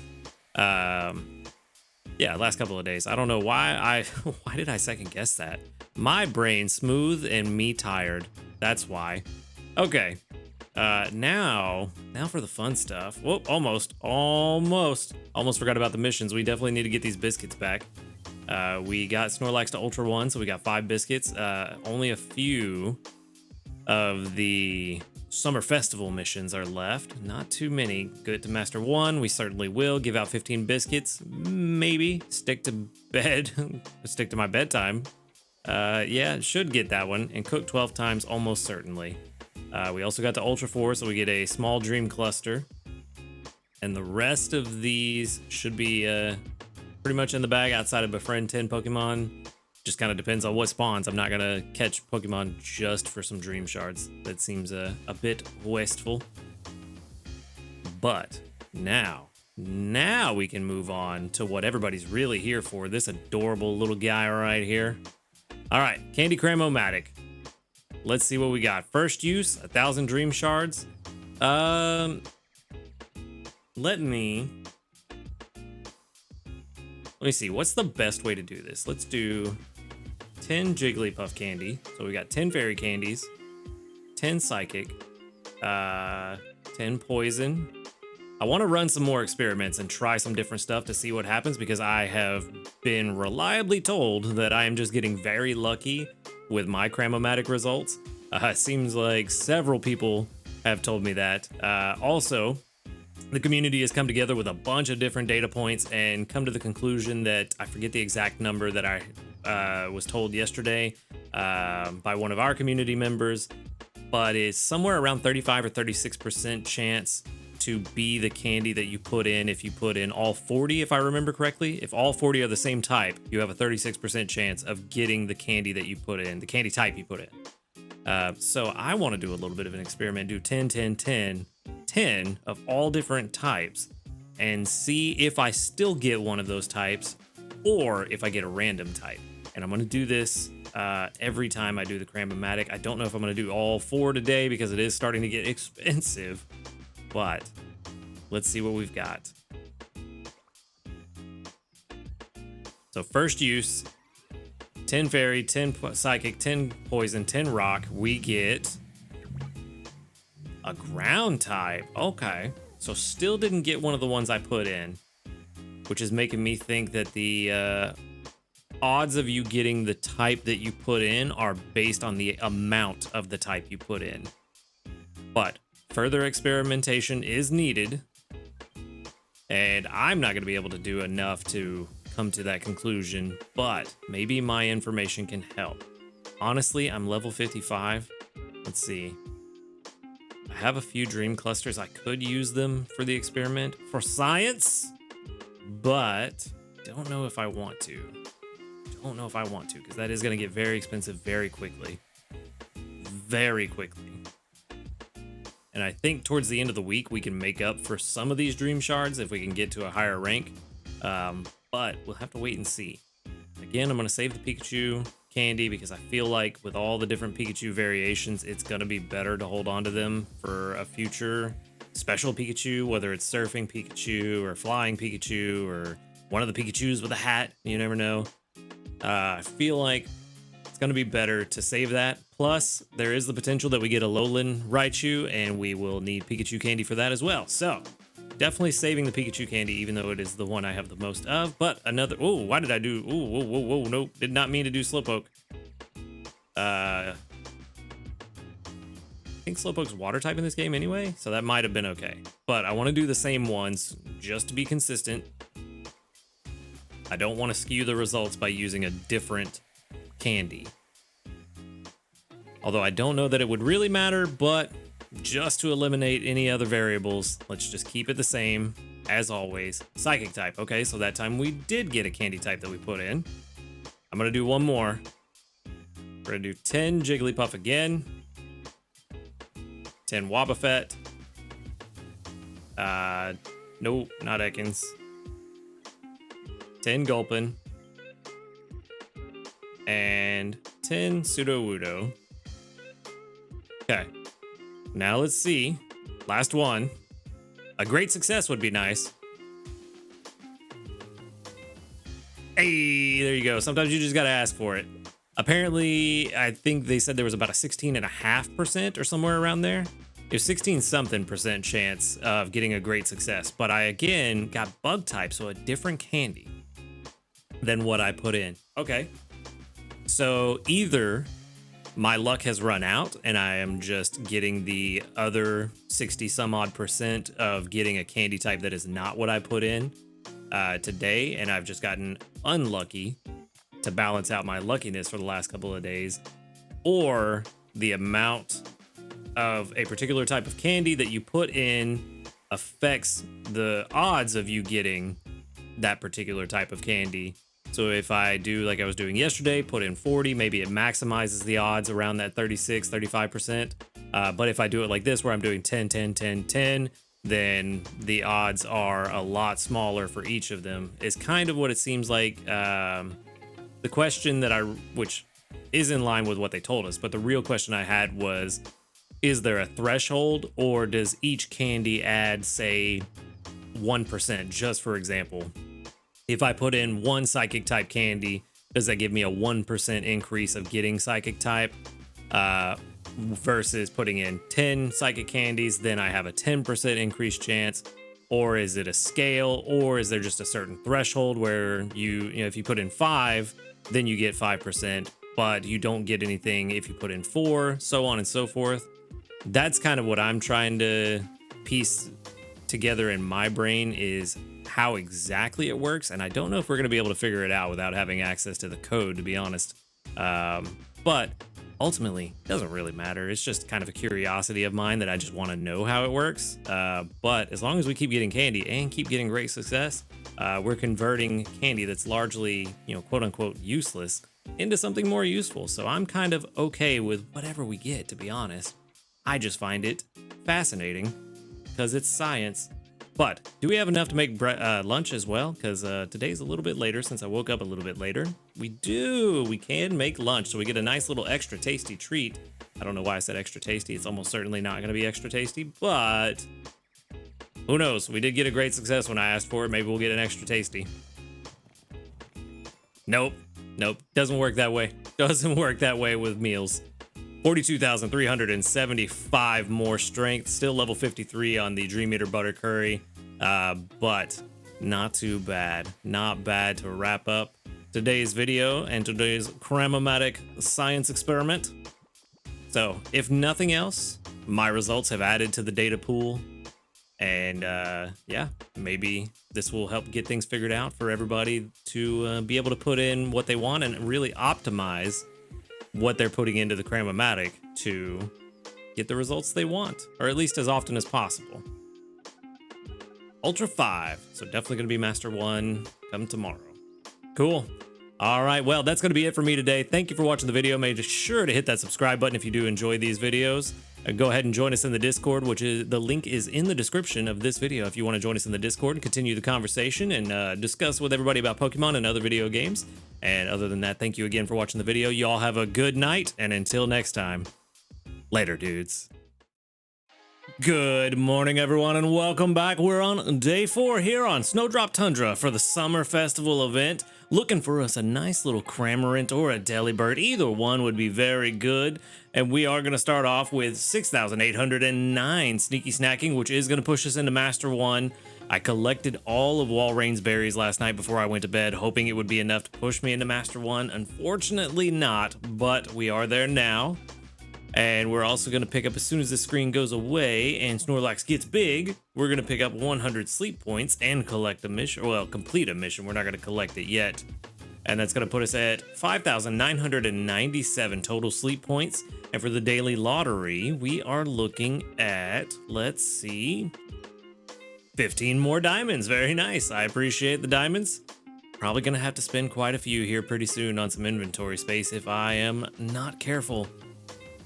All right, so now that that is done, let's go ahead and jump straight into the sleep report, see if I got the dozing sleep type to skew it towards that Delibird, or if we're going to get another balanced. I feel like I slept pretty well. Woke up about an hour before my alarm thinking that I had overslept. Kind of a weird thing to do, but 16% dozing. Yeah, that's definitely looking like enough for the dozing sleep type to me. Yep. All right. So now that we've got the dozing sleep type that does skew towards Delibird, I'm drawing a complete blank on Cramorant, but I think Cramorant is slumbering. So it's not going to skew it towards Cramorant, but that's all right. Cramorant is not really seeming to be all that helpful. 55.5 million total drowsy power. But yeah, from what everybody is saying that has caught a Cramorant, it just seems okay and not really super great. So let's see what we get. I'm probably just going to catch one Cramorant and be done with it. Delibird, very first picture, very nice. All right, so we've got Psyduck, Slowpoke, Swablu, Croagunk, Jigglypuff, Delibird, and another Swablu. Well, we know what we're going to try to catch. We know exactly what we're going to try to catch. Also, now that we're Master 1, the rest of our sleep research for the week should be the full 8 spawns. Croagunk is hungry, not Delibird. Come on, I needed Delibird to be hungry. Yeah, hungry Delibird would have been everything we need. And of course, Croagunk is hungry. With just one empty pip. He's hungry, of course. Watch. It's going to be a critical capture. Of course. All right, well, let's go ahead and start trying to catch this Delibird. Not a big hit there. I'll take a critical here, though. Critical here would be very nice. Come on. No. All we need is for you to not be full and to get a big hit. Okay, you're not full. A big hit. Come on. Big hit. Big hit. No big hit. Uh-oh, that's a problem. That is a problem. I should have just used a Great Biscuit. I've got 6 of them. That was a silly move, but maybe we'll find another one. I didn't even think about the Great Biscuit until I'd done the regular Poke Biscuit. I definitely goofed it. What'd I say? What'd I say?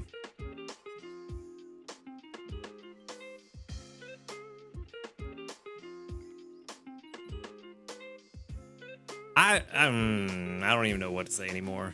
I'm gonna send out Delibird candy. All right, well, it is what it is. Let's move on, I guess.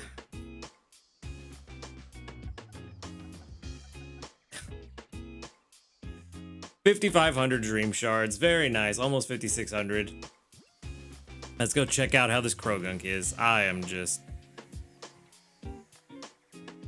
level 15 and hasty. Oil, sausage, and sausage. Not good. We need triple oil. Of course, you're actually going to be good, too. Inventory up S, inventory up L. That's not good. Skill level up S, also not really super great. Nature, though, is hasty. Is not bad. Hasty nature is not bad. Helping speed at level 10 and helping bonus at level 25 are very good, but ultimately this is not what we want. We do want a triple oil Krogunk, and this is not going to help in that regard. Because it's not triple oil, and it's only really good up to level 50. Outside of that... Or no, really it's only good up to level 30. Because without the oil at level 30, we don't need the sausage. So, yeah... Even though it's very nice that it has helping bonus, I don't think there's really anything that calls for a mix of oil and sausage. And I already have 2 very good sausage gatherers, so I don't need another one to invest in.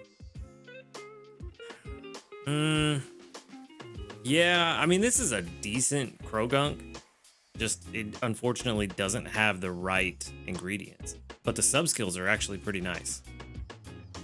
Most skill level up and inventory up S are kind of eh.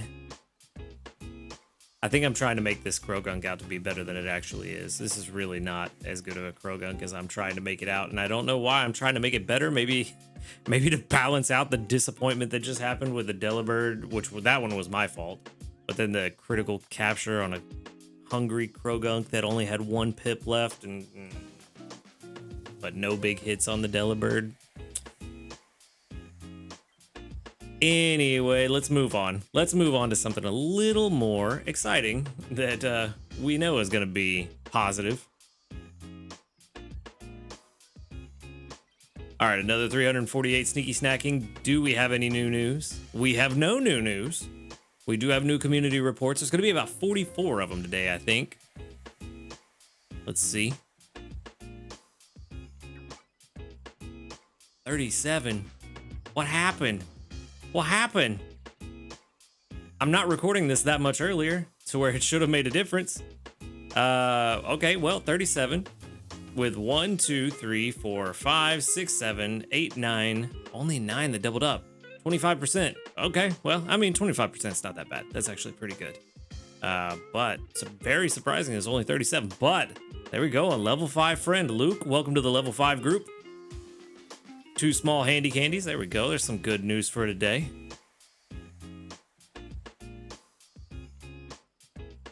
All right. No other level ups, but we do have some interesting stuff to get into. Walrein, you might have a skill trigger. No, you have nothing but berries, and we're going to leave it that way. We are going to leave it that way. Nice. Probably should have waited until after breakfast, though, just for that extra 1 energy. But you know what? I always forget. We got a skill trigger on the one of the 2 most important ones. There is 1 more that I want a skill trigger on. But I want to wait. This one for sure, I want to wait until after breakfast. Dream Eater Butter Curry. You know what? Let's do some Slowpoke tails. Why not? There's only 2 of them. 2 Slowpoke tails, which do get a 50% boost in their strength because of the event bonus, so that's good. So those are really worth about 500 or a little over 500 strength per tail. Oh, I am at level 54 Dream Eater Curry. I didn't think I had made it there yet. I have not updated my recipe log. All right, 44,209 total strength from this dish. Very nice. Very, very nice. Which I don't think is going to be enough to put us to Master 2, but we should get close. Should. Or maybe we will. No, ooh, not as close as I thought. Uh-oh. Uh-oh, my math is definitely not right here. 634,000, and then, oh, okay. It's about 85,000 in between 2 and 3. So probably about the same for 1 and 2, maybe just slightly less, so that's not too bad. All right, now that we have fed breakfast though, did I? Oh yeah, I didn't. I just got the candies. Oops. All right. Did you trigger? You did. Nice. All right, this time around, Gardevoir has actually been fairly consistent in the number of triggers per day, so far, going well. But it's that time again, time to use the Candy Cram-O-Matic. And I don't know how I want to experiment with this. Apparently, from what people were saying yesterday in the comments, the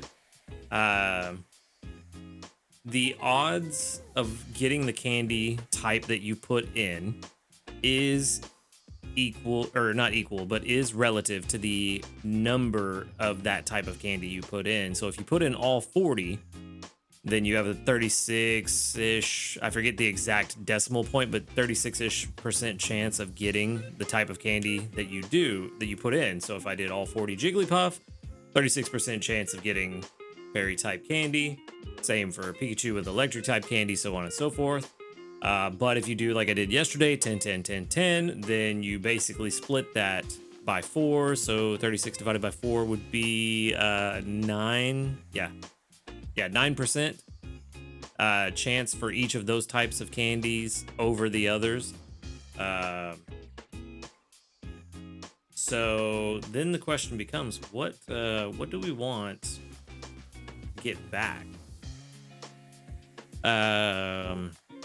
What is the most useful candy type that we could get is a big question. And honestly, I don't know. I really don't know. I'm kind of thinking that I just want to get candies of a bunch of different types. In a way, I don't really know that I have anything super specific that I want candy for. So I kind of think I'm going to do the 10, 10, 10, 10 again. And just try to get a bunch of different types of candy, because they will all be useful eventually. So yeah, we're gonna do that. Yeah, that's fine. That's fine. A great success would be really good right about now. Nope, no luck. That's all right. We still got a rock type candy, so we got the Pseudo-Wudo candy. All right. Let's go one more time. We're gonna do 10, 10, 10, 10 again. Ooh, one too many. Two too many. Come on. Get it together. Oh, come on. Come on. Come on. There it is. Sometimes it's really hard to get these accurate clicks when you're not looking at the actual screen. Okay. Let's see. One more round. Great success? Nope, no great success. But fire type that time. Okay, fire type candy M. Very, very, very, very, very, very good. I'm fine with that. Water type would be very good, I think. I don't know. Really don't know. I mean, ultimately, when you think about it, some of these could be used to convert into type candies for legendaries, which a lot of people have said already, which is really good for future legendaries if you want to get a lot of psychic type candies. That's probably not a bad idea. But also any of the other legendaries that we already have or will have, like the birds or the beasts, or oh, what is it? The genie trio? Is that what they're called? The Landorus and Thundurus and all them, and all them. There's one other. Oh, Landorus, Thundurus, and oh, what's his name? The flying type one. I don't know. I'm drawing a blank, but I did get a great success. So, and on water type too, with Suicune coming up, so that's not bad. That is not bad at all. What is that Pokemon's name? Oh no. Thundurus? Landorus? Tornadus. Maybe. I don't know. But now that I said it, it sounds wrong. Anyway, somebody's gonna let me know in the comments. I can guarantee you that, because that's pretty bad. Anyway, great success. 2 water type candy M's. That's good for a Suicune event coming up. I could either use that for Suicune to get some extra candy on that one, if it seems like it's actually going to be useful, which, given how Raikou and Entei have gone, probably not super useful, but could use it on a Blastoise or something. Or any other water type. If I get a Totodile, might need to use it on that. Anyway, we got Snorlax to Master 1, so we did get 30 Cramorant candies. The rest of them, of course, will be done And then for this one, we gave out 381 of Snorlax's favorite berries for 3 small handy candies. Also very good. And yeah, most of these will also get accomplished by the end of the week. So things are going pretty well so far. But I think there's one thing we can do that will make things a lot better. And a lot of you are going to be happy about this one. But somebody made a very good point the other day in one of the comments that Gardevoir would be performing even better if its main skill was a higher level. But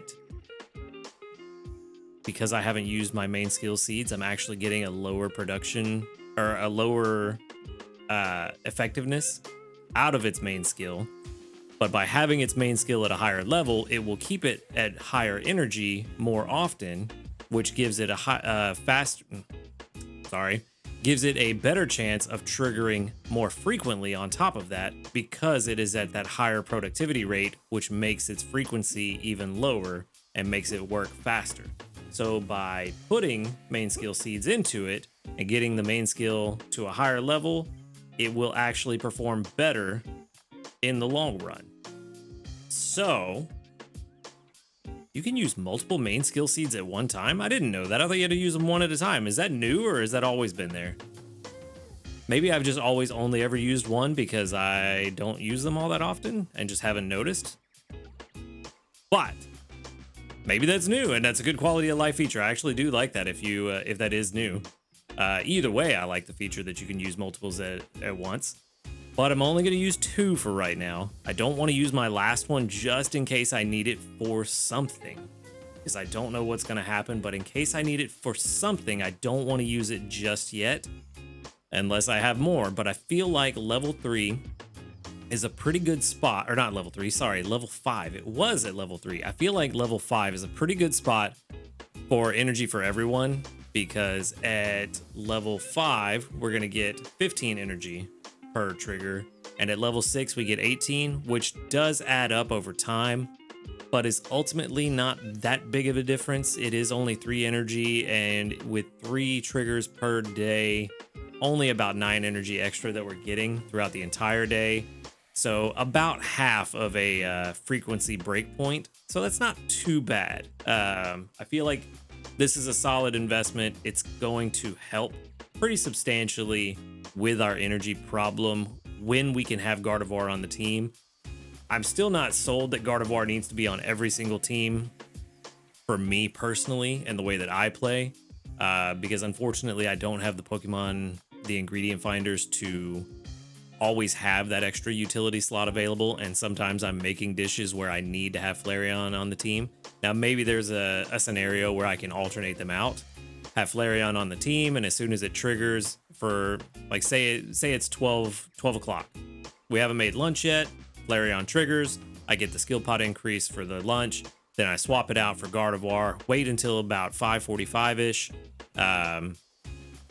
go ahead and then make lunch, swap in Flareon again to get the skill trigger for dinner, and then swap Gardevoir back in to get the energy increase. I don't know if that's exactly the optimal way to do it, but something like that where I'm swapping the 2 of them in and out, maybe that's something we could do in the long run that might help pretty substantially. But I still think that Gardevoir and Flareon are going to play a pretty important part on most of my teams going forward. It's just a matter of, am I in a week like this where I can kind of relax and just make Dream Eater Curry and have Gardevoir on the team? And if I can do that, is it more beneficial to... Are we going to get a higher strength by leaving Flareon off the team the entire week? Or would we get more strength putting Flareon on the team and making the Inferno Kima Curry? So that's an experiment we're going to have to run when we have a couple of down weeks.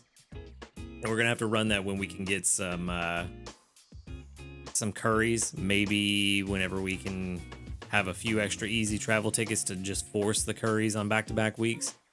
But... yeah, I don't know. That's kind of the question, is what does the end result really look like? But I think both of them are going to be very important moving forward for my teams, like I said. So I think this is a good investment for the long run. I I think level 5 is good enough for now until I get some more main skill seeds, because they are very rare for me as a free player. So I'm not trying to spend them all. I always like to have one on hand just for that like absolute, this is a really good one, I need to use this right now scenario.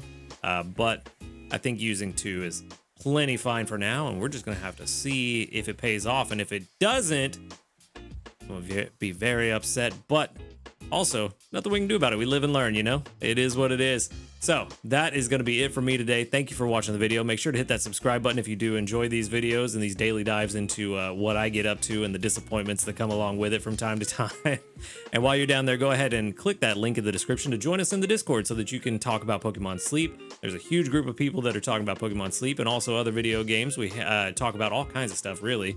Got some people posting the food that they make, people talking about their travels. Really just a good community down there. So if you want to join us, go ahead and click that link in the description. And that's it. Y'all have a good night. And until next time, later, dudes. Good morning, everyone, and welcome back. We're on day 5 here on Snowdrop Tundra, looking for that Delibird that escaped us yesterday, and I'm super sad about it. Still not happy about it, but we are going to start off with 11,500 sneaky snacking, which does make me feel a little bit better. And even better is that we have Good Sleep Day has started. The Good Sleep Day event is always a fun time around every month. Hopefully that will help us with our Delibird and Cramorant hunt, because I have not seen a single Cramorant outside of the one that came with the incense. Kind of surprising, but then again, I haven't got Slumbering, so I haven't skewed towards the Slumbering pseudo balance, so maybe that's why. Just a little bit of bad RNG there. Maybe the good luck with the Cramorant, the Cramomatic, balanced out with the bad luck of Cramorant, but who knows? We're gonna move on. We did get 100 sleep points, so that puts us at 6,097 total, which means by the end of the Good Sleep Day event, we'll be over 8,000 again. And for our daily lottery, we can pick up a small dream cluster. Very nice. Gonna need that to get those dream shards back after spending them all on the Cramomatic. I thought about cashing in all my dream shard clusters the other day, but decided not to, because I have a feeling we're going to get a higher research level for the 1-year anniversary, and so probably best to hold on to them for now and wait to see if we're going to get that research level increase, because if we do, of course, with a higher research level comes the higher value of the dream shards from the clusters. So we're going to wait on that, but we're going to jump into our sleep report. Hopefully get dozing or slumbering. Either is good to skew it. Ooh, well, that definitely looks like slumbering. 4% dozing, 43% snoozing, and 53% slumbering. Okay. A large chunk of slumbering there for like several hours. And yet I feel like I didn't get very good sleep. It's very strange. You would think slumbering would equate to a really good sleep, but I feel like when I actually feel well rested and like I had a good night's sleep, it ends up being snoozing. So I don't know. Anyway, we got a nice 69 million drowsy power with slumbering sleep type, so that'll skew it towards Cramorant. Let's see if it actually happens. Be even better if I got Cramorant and Delibird, even though I don't really care too much about Cramorant. I only want to catch the one, but I still need one for the collection. We are going to get in a top belly Celio, a couple of Swablu. Actually got 2 new sleep styles, so maybe there is a Cramorant. We got 2 Swablu, two Psyduck, sorry, a Slowbro, and a Geodude. Psyduck has been popping up a lot during this event, I feel like. Okay, so there's our Celio, a top belly. This may actually be the first one. Might be. No, it's definitely not. Wow. I still wish the photos were actually the ones that you took. So if I did get one on green grass, that'd be cool. But then if I got another one on Snowdrop, having that Snowdrop picture here, it's a little minor thing. It ultimately doesn't matter. But maybe it's the OCD thing that I just wish it was the actual picture we took. I realize that'd probably be very difficult to store and keep in there rather than just stock photos, but it would be nice. All right. Now that I've ranted and raved about things that don't matter, let's see. Oh, not only is it Cramorant, the shiny Cramorant. No way, dude. Gobbling Sleep. That's another reason I wish it was the actual picture we took and it was actually the shiny Cramorant there. That would be nice. It would be so nice. Like, again, it's a minor thing, but it would be nice. But then again, I guess realistically, how often are we going to go back to the Pokedex and actually look at it? Is that the only hungry thing? That's the only hungry thing. Okay, well, cool. How do we want to play this? I have a bonus biscuit I could give to somebody. Fed the Celio last time because he was hungry, so we just gave him a Poke Biscuit. Who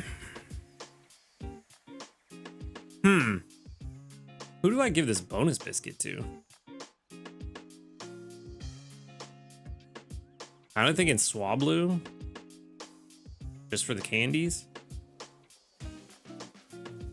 But then again, Swablu is Altaria is outperformed by Dragonite. Swablu itself is pretty good, but I don't need one. Again, I have 3 good ones, so I really don't know. Geodude, I have, yeah. You know what? Let's just do the Swablu. That was my first instinct. Nothing's really a better choice than the others by much. So we'll just give it to Swablu. And then we can give the regular Poke Biscuit to the shiny. And move on. Critical capture. And this time I'm happy about it. Nice. All right. Well, that's done and out of the way. Now we can see if we got a really good one or most likely a really bad one because shinies are very rarely super good. We're going to send out Cramorant candy, help people out on stocking up some of their Cramorant candy. And then we're also going to grab almost 10,500 Dream Shards. Very, very nice. All right. Let's see. Level 23 and Quirky. Ooh, Quirky. Quirky's neutral, isn't it? I think so. All right, so we've got oil, double potatoes. That's not terrible. Yeah, that's not the worst.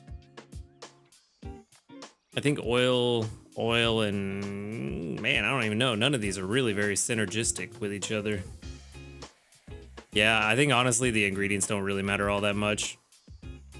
It is an ingredient specialist. For some reason, I thought it was a skill specialist. Never mind. The ingredients do kind of matter. How did I think? Oh, because the main skill. The main skill was making me think it was a skill specialist. It's not. Ingredient specialist. All right, skill level up S. That's pretty decent given its skill and that it doesn't evolve. That's not bad. Dream Shard bonus is eh. Helping speed is good. Ingredient finder is good. Skill trigger. Outside of that Dream Shard bonus, this one's not bad. Quirky is neutral. Yep. This one's not bad. I'd say this is like a 70, maybe higher.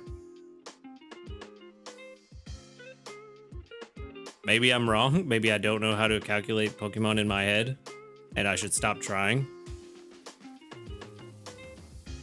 I thought this would be better, but maybe it's level 75 where it really starts to shine. I guess the ingredient spread is not ideal, which technically not if you want a balanced ingredient spread, but I don't know. Triple oil would have been kind of nice, to be honest. Triple oil would have been kind of nice, but then oil, and potatoes would have been nice. Maybe even oil, and egg. Just for a more balanced ingredient spread. But honestly, this isn't bad. But, man, even ingredient finder, only 45. I mean, having a quirky nature is definitely not helping. Definitely not. I mean, I think, personally, given the main skill that Cramorant has, the Tasty Chance S, And the ingredients that this one has, I don't think this is a bad one. I just think Cramorant is not the best ingredient specialist. This is definitely something we could use in a very niche scenario. Yeah, it goes down again because of skill trigger. Half of what I thought it was going to be. I don't know. I think this one's not that bad. For a Cramorant, it's not that bad. Is it something I'm going to replace another team member with? No, almost certainly not. But in the right scenario, I think this one's actually pretty good. What was that, level 23? Let's go ahead and save that. And just for the funsies, let's assume that we max out everything and try ingredient strength again. Already a lot higher, but still not by much. Not by much. Well, that's surprising. I mean, this is going to be the big thing, but I'm going to let that run in the background while we move on. I don't want to sit here for hours just staring at graphs. So I don't know why I switched. I wanted to keep that going. This was the one I wanted to move forward on. Either way, we got the shiny Cramorant with some investment. I think it's going to be pretty decent in the right scenario, and maybe even decent in the right scenario without much investment. I mean, one subskill seed will give me an extra main skill level, so maybe we can make something out of that. All right, well, let's get into the fun stuff. We do have new news. I knew it was coming. I was told last night on stream that we had some new news, but as soon as I was told, I turned all social media off. I have not seen this, so Pokemon Growth Week. Very interesting. Sleep well to grow well. Yep, the event period is July 1st, which is just in a couple of weeks. So we're going to have 1 week off, and then we'll have the event July 1st until July 8th, and it is in all areas. Helper Pokemon Sleep XP is multiplied all days by 1.5 times. Cool. And candies gained from the first sleep research of the day multiplied by 1.5 times. Very nice. Very basic event, but hey, that's more of a chill event, and I kind of like that it's just going to be chill, and we just get some nice little bonuses. It's actually pretty good. I think this will help a lot of people that are feeling like event fatigue. I think it's going to help people to not feel that event fatigue with this event in particular, because it's just go wherever you want and you get some bonuses no matter what. So I think that's a pretty nice event. Very short news, but good news in my opinion. Yeah, I don't really know what else to say about that because there wasn't really much to say anything about other than it's going to be nice to get those 50% bonuses. But let me know in the comments below what you think about that event, especially those of you that have told me in the past that you're starting to get a little bit of event fatigue. Let me know what you think about this kind of event, because I think that's a pretty good direction to go, but maybe I'm wrong. But all right, let's get into the meat and potatoes. I'm kind of trying to rush through collecting really quick because we are very close to missing breakfast, and we do not want to do that. Let's go ahead and get it cooking. We should be able to get it just in time. The Dream Eater Butter Curry, let's go ahead and just throw in a couple apples just to get it done and over with. And let's see. We are going to get no extra tasty, but that's fine. Still going to be a lot. 43,302. Not enough to get to 55, but close. We are very, very close. And that Cramorant in the background did, with a full maximum investment, only got to PR 51 for ingredient strength. Interesting. I'm gonna go ahead and run another one in the background because skill count is gonna be important, I think. All right, so that does put us at Master 3, which does mean that we now have completed, another mission. But before we get into that, we did get another medal. Kind of bouncing all over the place today. 180 rock-type Pokemon studied. Energy Pillow, good. I just used one last week, I think. Getting that back is very nice. And then for our community reports, there's probably going to be more than 37 this time. 46, nice. Don't know what happened yesterday, but we got 46 today, and that's the important part. We got 1, 2, 3, 4, 5, 6, 7, 8, 9, 10, 11, 12, 13, 14, 15, 16, 17 that doubled up. Very nice. Very good. It's about a third. It's what I like to see. The more level 5 friends we've gotten, the more I feel like that roughly 35% has been more and more common. So that's a good thing. Very good thing. See, lunchtime already. But all right. Let's go ahead and collect these missions. Cook 12 times for 5 small dream clusters. Still haven't given out enough biscuits or gone to bed on time. I did go to bed like just slightly late last night. And then we got to Master 3 for our Eradicate incense. Yay. Yay.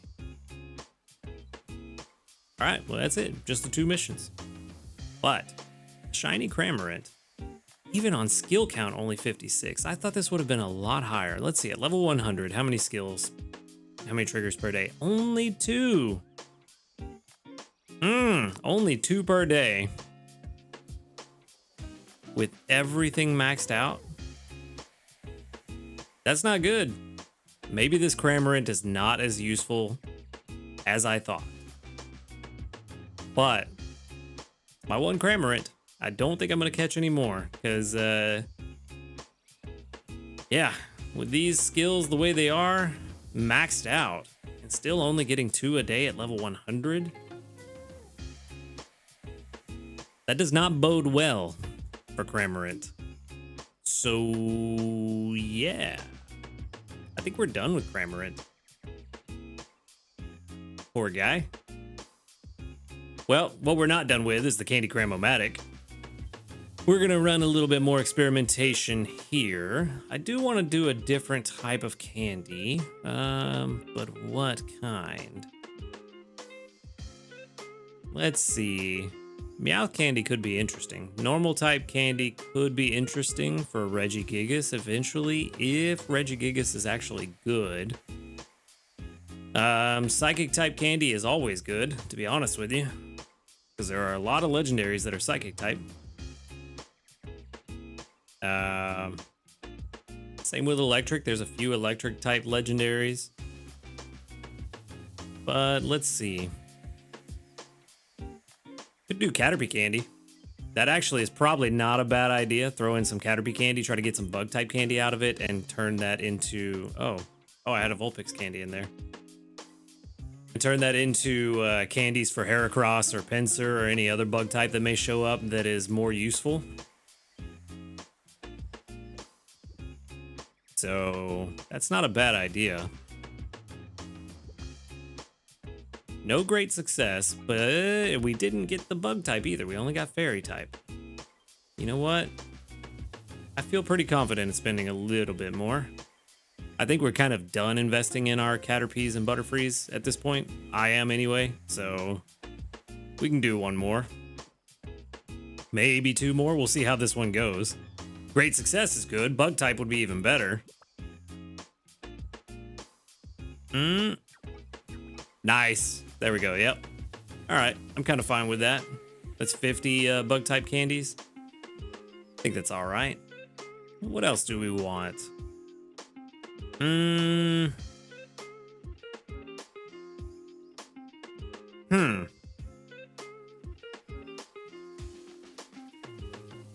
Really don't know. Kind of just want a variety of candies just for whenever whatever shows up. You know what? I don't think we have fighting candy, and we don't really have too many fighting types in the game. I mean, we've got Mankey and Riolu. That's about it. Can't think of any other fighting types we have in the game off the top of my head. Fighting type candy. There we go. That's what I wanted. And it's too expensive to do the 4th one, so I'm not going to do that because otherwise I will end this event with absolutely no dream shards. And that sounds awful, but we got what we wanted. We got the bug candy and the fighting, so that's good. We'll have those on hand for whenever we need them. At this point with the Cram-O-Matic, that's kind of what I'm doing. Just trying to get a variety of candies just to have them on hand as we need them. But probably going to start focusing, see, fire, water, ice, fighting, poison, ground, psychic, bug, rock, fairy. I don't know why I said that so weird. We've got a decent amount, about half of them. So I don't know. May try to get just more psychic type, because I do know there's an overwhelming amount of psychic type legendaries, so maybe it's good to have those. And then some more of the basic types as well: ground, electric, water, fire. Maybe even some flying type candies would be a good idea in case Tornadus does show up.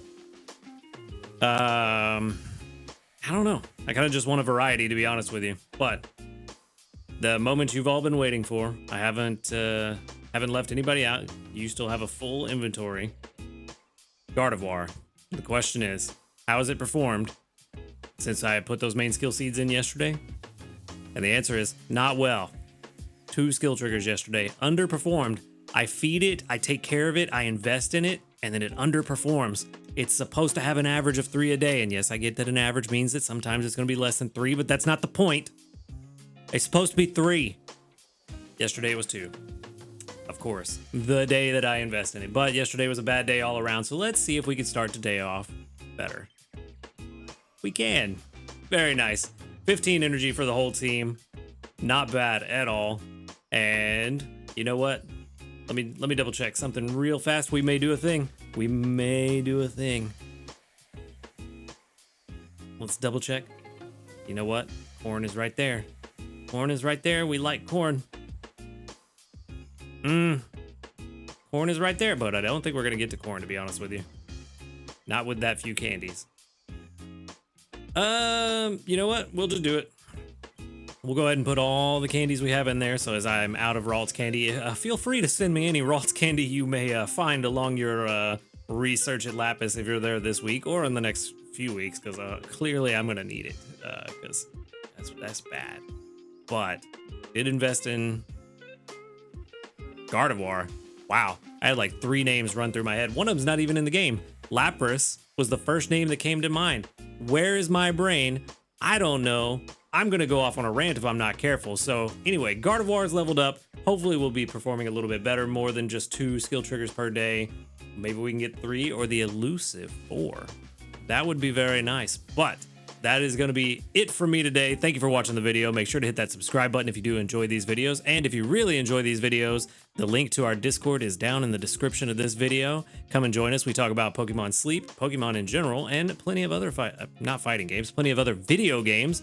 Brain is dumb today. Anyway, come join us. There's a lot of people in there that have a much smarter brain than me. My brain's smooth. But again, thank you for watching the video. Y'all have a good night. And until next time, later, dudes. Good morning, everyone, and welcome back. We're on day 6 here on Snowdrop Tundra for the Summer Festival event, which is kind of over for me because I caught that shiny Cramorant and it was just all right. And, you know, Cramorant itself is just all right, but we're still on the hunt for a Delibird. So let's start off with 11,362 sneaky snacking and also 10 honey for going to bed on time. Finally going to bed on time. Feel like I've been slacking on that a bit lately.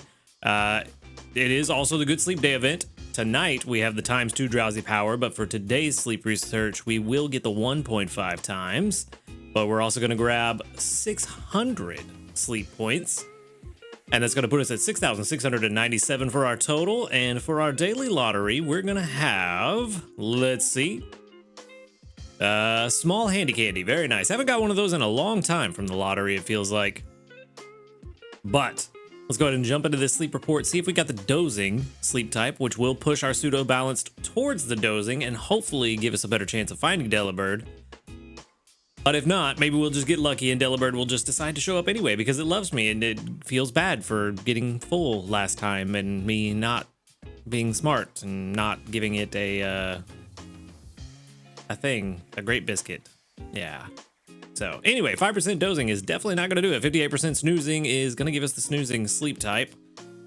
And that means we got to rely on the pseudo balance, but we do have a pretty high drowsy power. We should have about 110-ish million, maybe somewhere around there.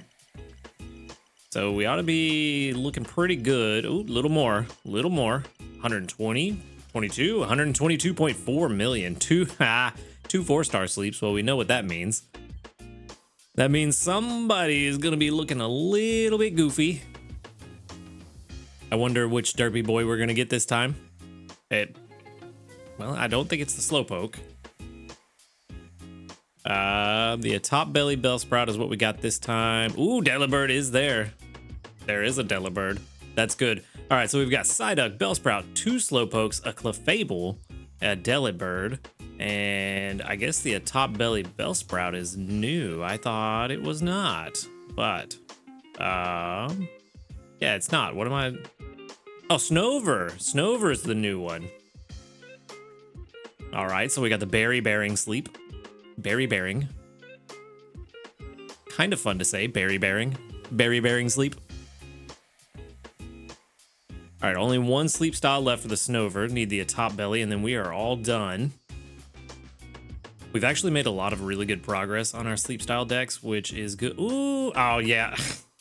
I got excited because I saw the Glaceon tail. I forgot it's not Glaceon. It's a trick, and he got me. I can't believe I fell for that. I knew it was whatever. Glaceon sleep. For the Ditto, we still have a lot more to go for Ditto. Well, not that many. We're over halfway done. We only have 4 left. Not too bad. I feel like we'll get more as they add more Pokemon into the game. So, we'll just keep collecting those Ditto sleep styles. Okay, no one's hungry. Ooh, that's bad, but that does mean we can take the Delibird home for sure. Because I'm pretty sure, what was it, 2 pips on the Delibird? Yeah, 2 pips left. Okay, so the question is, do I need anything else that would make sense to feed the bonus biscuit to? And I don't think so. No. I mean, Snover would be good because I could use another one with a different ingredient spread. But it's not that big of a deal right now. So I think we just feed the Delibird the bonus biscuit. Be satisfied with wasting 1 pip, technically, of the bonus biscuit, but finally take it home, and hopefully, it's good. Hopefully. But, yeah, I think that's the plan. We just finally take our Delibird home. And this is what, the second one I've caught? Glaceon Sleep. We could, but I feel like Ditto Candy's not super helpful. I think we send out the Delibird Candy.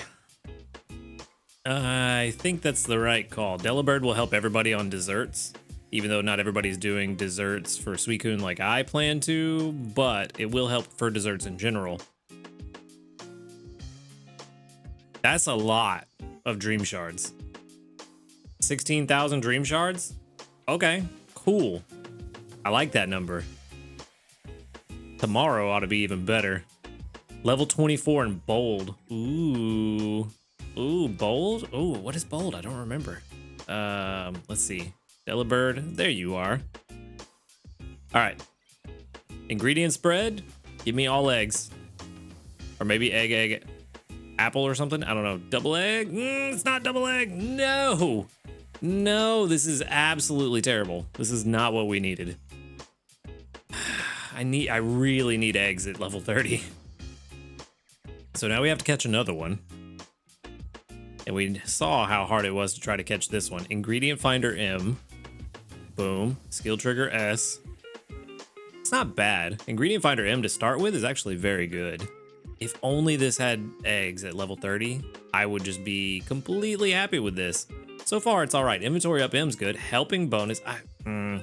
This thing, outside of the ingredient spread, is shaping up to be very good. Skill level up S. Yeah, I'm happy with that too. Like, all of these are pretty good for a Delibird. The ingredient magnet's not super helpful, but getting it does help with extra ingredients, so might as well. And then Bold Nature is, oh no, that is awful. That is just the worst. I mean, it's still pretty highly rated. I'm assuming that because Delibird is a single stage evolution that it has a pretty high base frequency already, so maybe the speed of help down doesn't hurt as much. But yeah, that's pretty rough. Speed of help down is pretty bad, but only 9% less than a neutral. Kind of surprising. Let's see, a level 25. Yeah. I mean, we could do better, but it's not bad.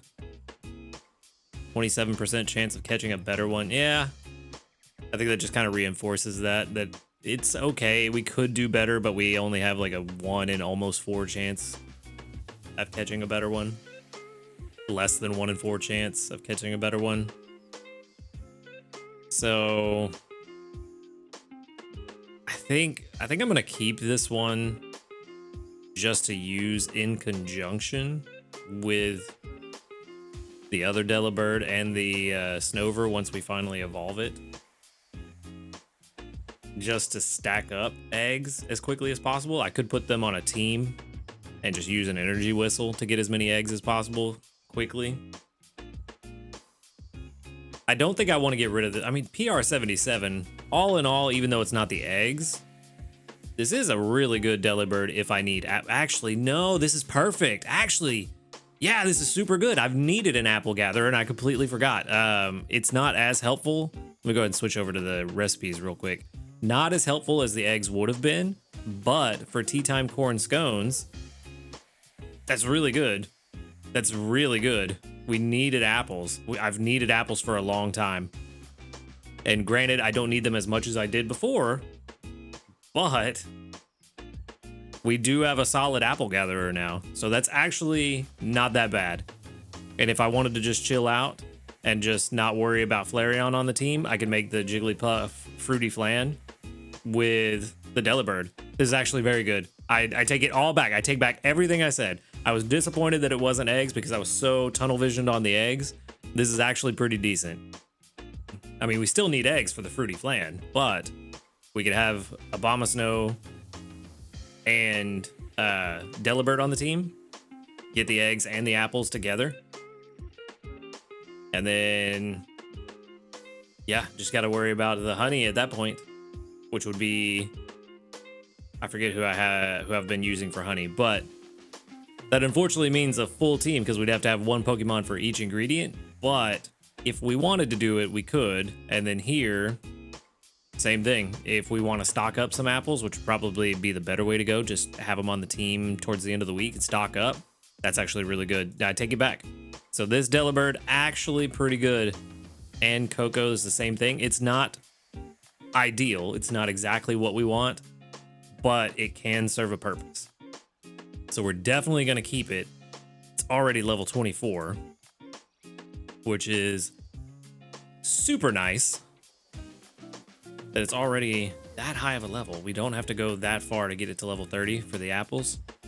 Yeah, it's a pretty good one. And 1 sub-skill seed to get that skill trigger M if we wanted. Yeah. The more I look at this, the more I like it. It does offer us some versatility. It's not exactly for the eggs that we wanted, but apples, it'll serve us well. And it's PR77, which is pretty good. So yeah, pretty happy with that. The only thing that would make it better is if for the 1-year event, we get the ingredient finder large sub-skill unlock. We could make it even better, but I don't know if we're going to get that for the 1 year. That would be nice to get some of these large sub-skills unlocked, but we'll just have to wait and see what they do and say. But before I gush over this Delibird even more than I already have after having that complete 180 of a emotional roller coaster that I just had, let's go ahead and move on. That's actually, yeah, that's a good thing. I'm happy we got that. Hopefully we get another Delibird tomorrow. Maybe we can get eggs out of it. Might even throw a Master Biscuit at it just because I really want one. Anyway, let's go ahead and let's make some breakfast real fast before we miss out on our chance. You know what? I just have to cook whatever I can make right now because I do not have time to collect ingredients. So let's just make a limbercorn stew. I kind of been slacking on this and waking up later than I should have, and you know, almost missed out on breakfast, but we got it just in time. 18,160 is not great, but it's better than 0. Did not realize it was that late. I've been sitting here gushing over this Delibird, letting breakfast time run out. Silly me. But that's okay, because we should be able to make the, what are we making? Dream Eater butter curry? Is that the one? I don't know. I don't remember. We should be able to make that for lunch. But for now, let's check. We still have no new news, but still excited about this event. I like this event. It's very nice, a chill event, which is kind of what I feel like we need more of in this game, is some more chill events that are just kind of, hey, go wherever you want and just have these extra little bonuses. They don't even have to be the exact same bonuses as this one. Just nice little bonuses like, hey, go here, do this thing. But, you know, ultimately, not anything that you really have to stress about a new Pokemon trying to catch it, like a legendary or anything like that. I do like the legendary events and having events like that, but it's nice to also balance it out with these more relaxed events. And it seems like a few people in the comments feel the same way about it. But let's go ahead and move on to our community reports. This isn't yesterday's video, this is today's video with 43 reports with 1, 2, 3, 4, 5, 6, 7, 8, 9, 10, 11, 12, 13, 14, 15. 15 the doubled up, very nice. Ooh, hey, we got a level up too. Very good. A link cable, also good. We could use that for candy. We could probably use that for candies to turn into the Cram-O-Matic if we wanted. Maybe.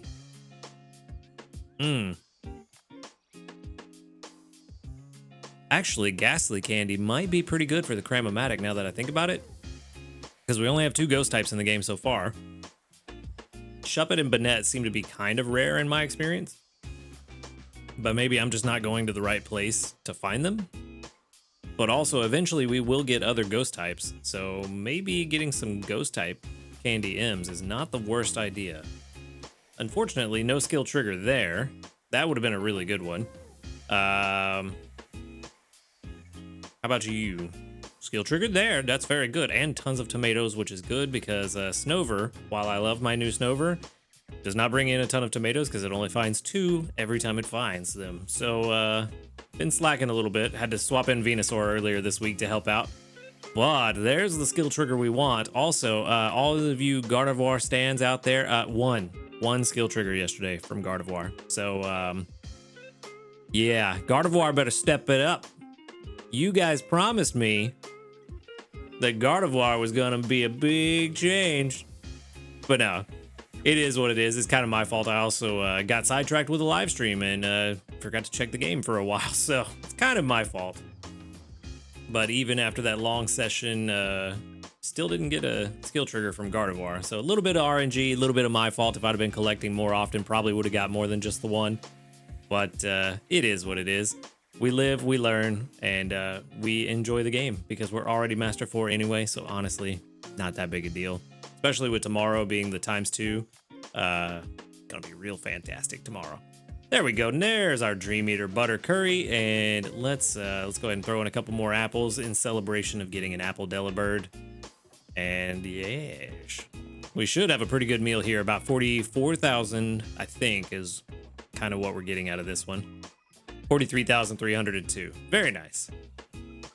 Almost level 55. We, as long as I can make this for dinner, we will be at level 55.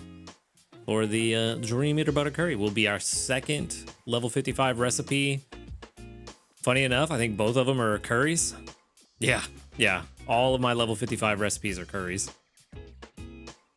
So that's kind of interesting how that worked out. I mean, it makes sense. It just, I wouldn't have expected it. I figured it'd be more balanced of, 1, 1, and 1 for each category of recipe, but it is what it is.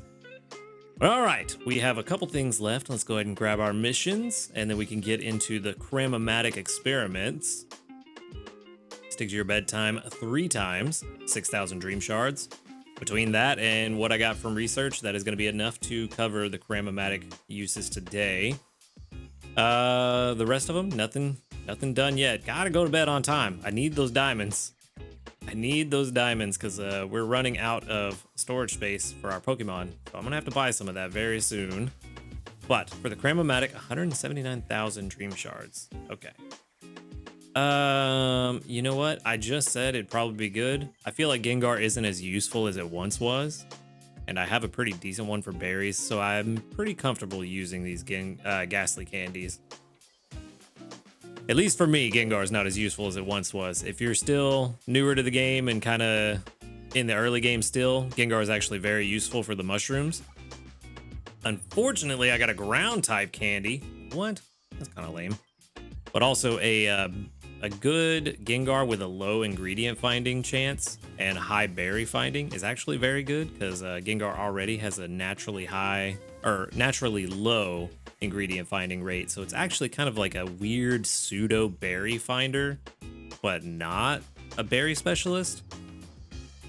So Gengar does have its uses. I just feel like I've outgrown Gengar's uses for my gameplay. There we go. Ghost type candy. One more try.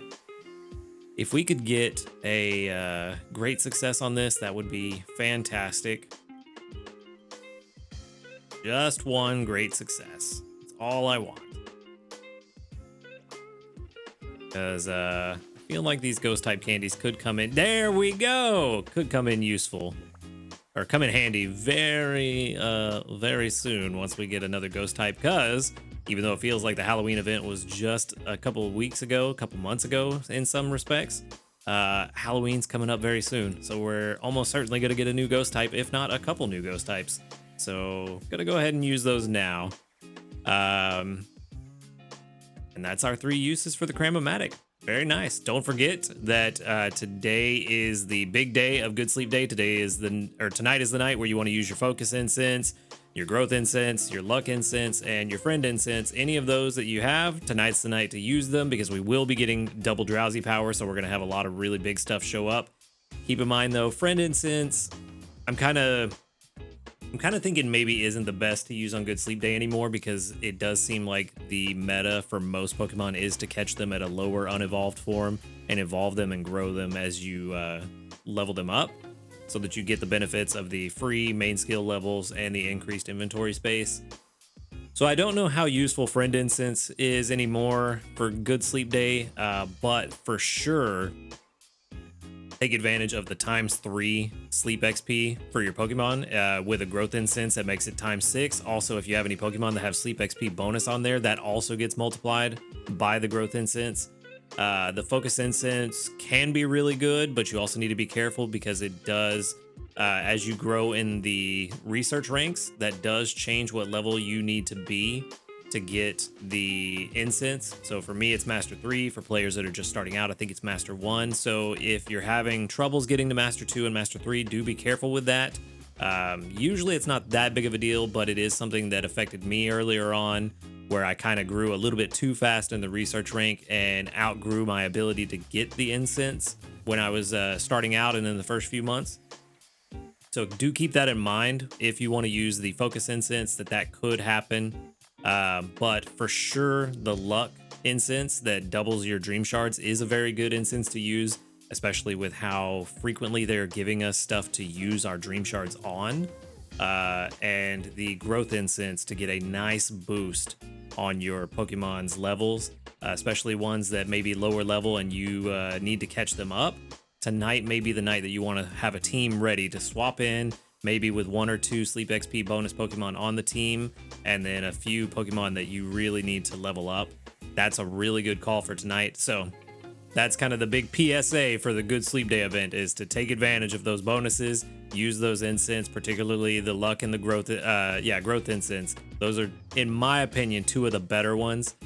Friend Incense could be good. It's up to you if you feel like it's going to be worthwhile for what could show up for you.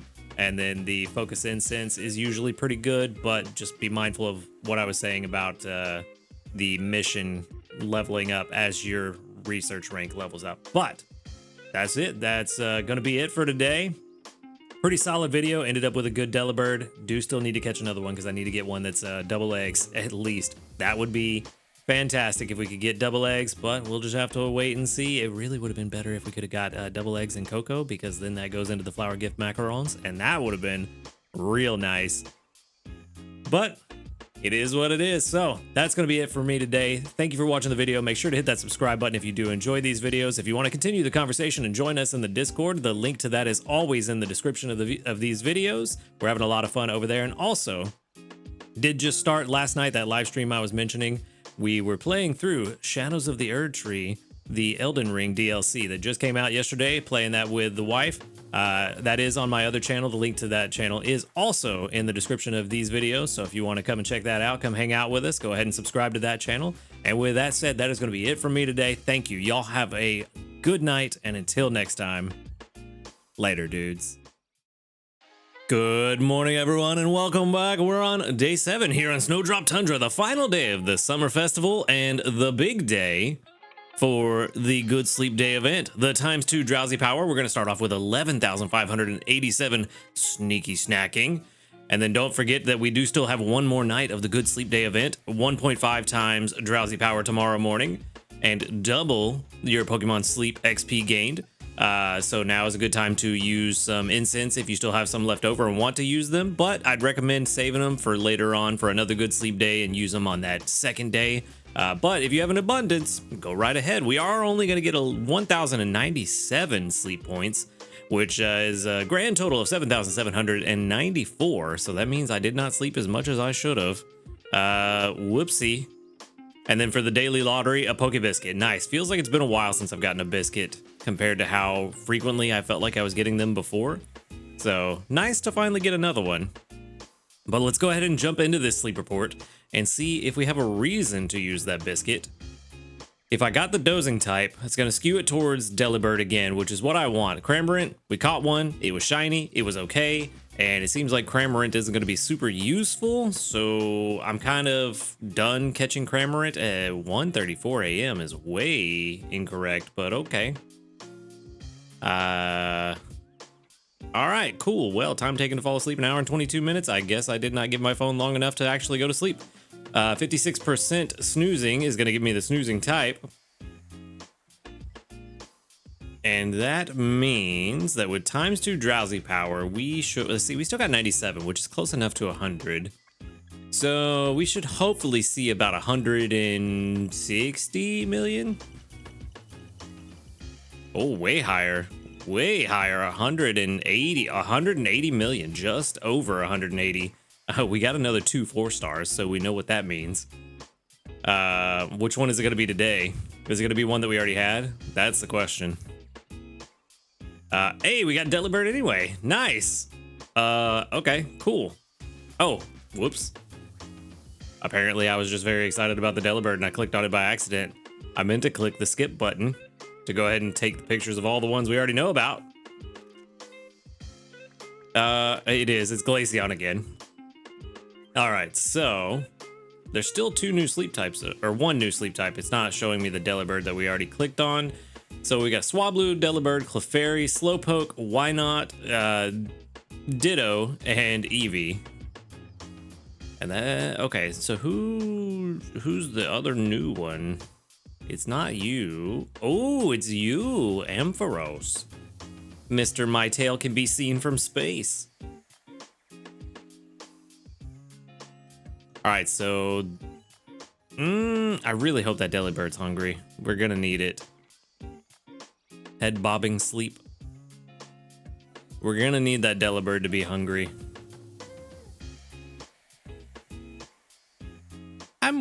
I just thought, I wonder, yeah, when are we gonna get Ultra Biscuits in the game?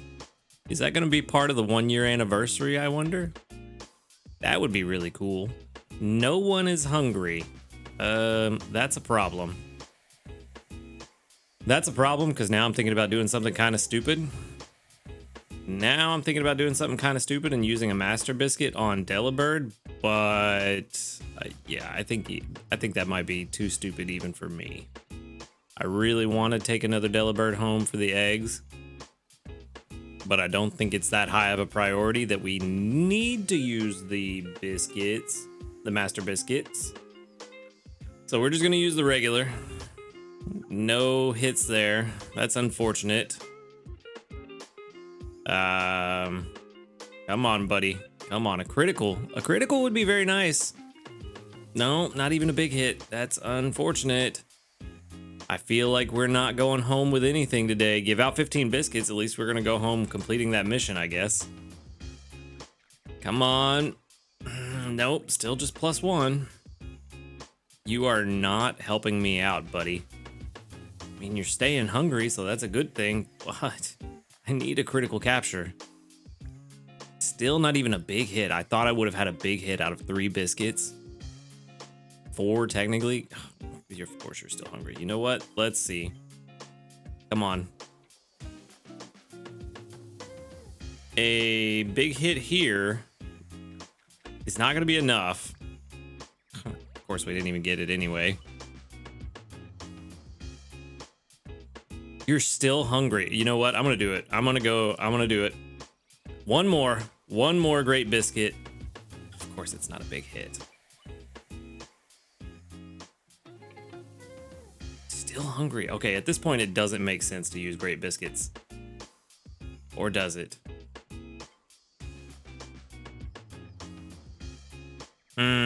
This is such an inefficient use of my biscuits to catch this Delibird. I really...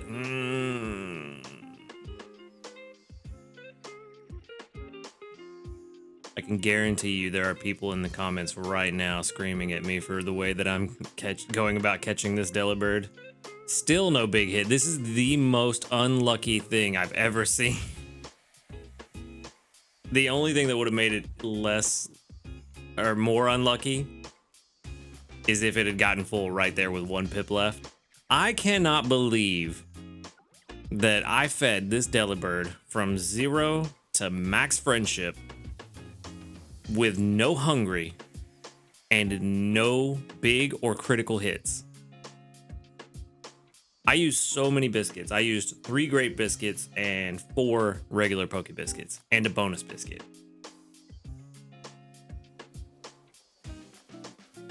I'm gonna be so mad if this thing is bad. And I guarantee you it's gonna be bad. There's no way that I just spent that many biscuits on it and it isn't a bad Delibird. This is gonna be a straight to the Professor Delibird. Okay. What candy do we send out? I don't even know anymore. Eevee candy. No, that's not Eevee. That's Ditto. That's Eevee. Eevee candy's good. Delibird could be good. Feel like Delibird probably to help some people out. I am dreading looking at the stats on this Delibird. But at least I got almost 15,000 dream shards. So there's that at least. Oh, Delibird, you make me scared. You make me scared today. Level 24 and bold. Bold? I don't remember what you are. I don't remember what bold is. Oh, Delibird. Come on. Oh, it's the same ingredient spread as yesterday. No. This was such a waste of biscuits. I shouldn't have done this. I really just wanted to catch a Delibird because I know the week is ending and I don't know how long it's going to take to find another one. And I need an egg Delibird for desserts for Suicune. So I was like, I have to catch one. I have to. That's why I was thinking about using a Master Biscuit. And I immediately regret it. Maybe I don't. Maybe I don't. Ingredient Finder M, Helping Speed M to start with. Let's go. That's good. Inventory up. Okay. Skill level up S. That's not a max one, but we've got 3 max sub skills already. Skill trigger. Boy, these sub skills are so good. So good. What is that? 2 sub-skill seed investments if we want to at level 75 and 100. That's pretty good. That's pretty good. All right, what's the nature? What is the nature? It's the same as yesterday. Why did I not remember? It's the exact same as yesterday, I think. I'm pretty sure it's the exact same one. This is just a slightly better version of the one we caught yesterday. What is going on? What is this game? What is this game right now? Okay. Well, I didn't mean to click on that. I'm losing it. I'm losing it. I didn't even set 100. I just set max level. Another 498 sneaky snacking. 88 at level 55. Anyway, level 55 is not what we care about. Level 100 is what we want to see. How does it stack up comparatively? It's gonna be better than the one I caught yesterday. I can almost guarantee. And I guess it's kind of a good thing that I moved forward by accident, because now I can go pull up the one from yesterday. Let's see, where are you at, buddy? You're gonna be a little further down. Oh, I thought I named it yesterday. Uh-oh. Oh, this is gonna be so hard to tell the difference. Maybe. That's the new one.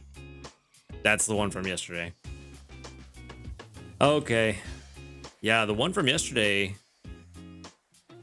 had good sub skills, but I think the order and the fact that these are maxed out,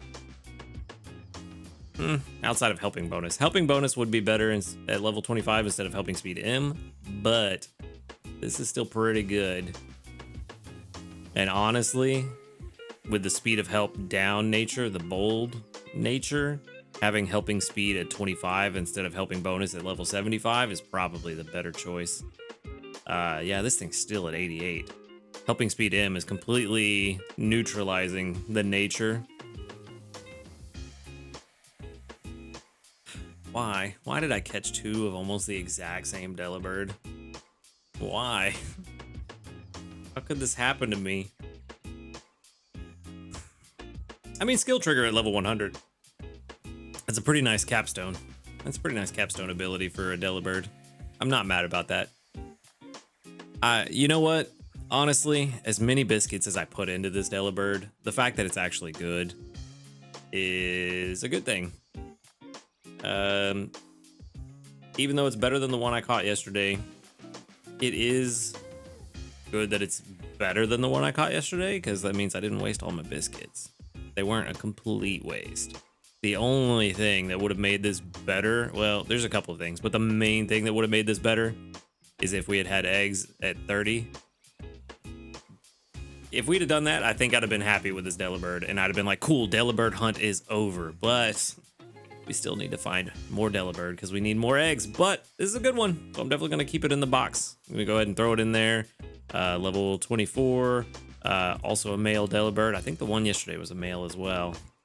Not that it really matters at all, but I figure, hey, if they let me select gender in the Pokebox storage, why not?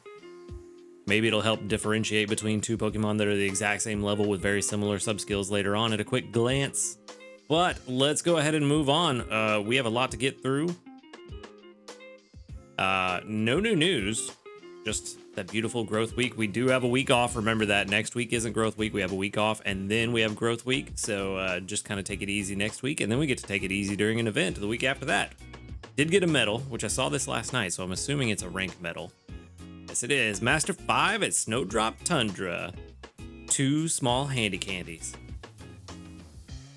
And then our community reports, we should have a decent amount, about 44 of them. 45 maybe. Only 40. Oh, okay, never mind. With 1, 2, 3, 4, 5, 6, 7, 8, 9, 10, 11, 12. 12 that doubled up out of 40. That's decent odds. That's about 30%. No level ups today, though. All right, so with that out of the way, let's get into the meat and potatoes. Finally, I feel like I haven't had a skill trigger on Blastoise in like 2 days. It feels so long ago the last time I got a skill trigger on him. You know what? Victory Bell first. I like you more. Plenty of potatoes. Very nice. Only 2 skill triggers on Gardevoir yesterday, so still under the average. Again, kind of my fault. Was hanging out with friends last night, so didn't check the game as much as I should have, so might have gotten the 3 if it wasn't if I had actually been actively checking the game. So maybe it's not Gardevoir's fault. I'm willing to let that one slide. Probably on me. But let's go ahead and get into making brunch, because we didn't get breakfast, but got the brunch. Ooh, and we have a big pot.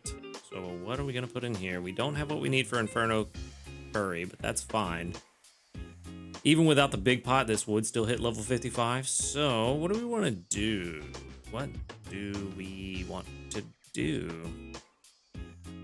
I don't want to use the corn. Just for the funsies, I'm going to use the slowpoke tails. I don't want to use the oil either.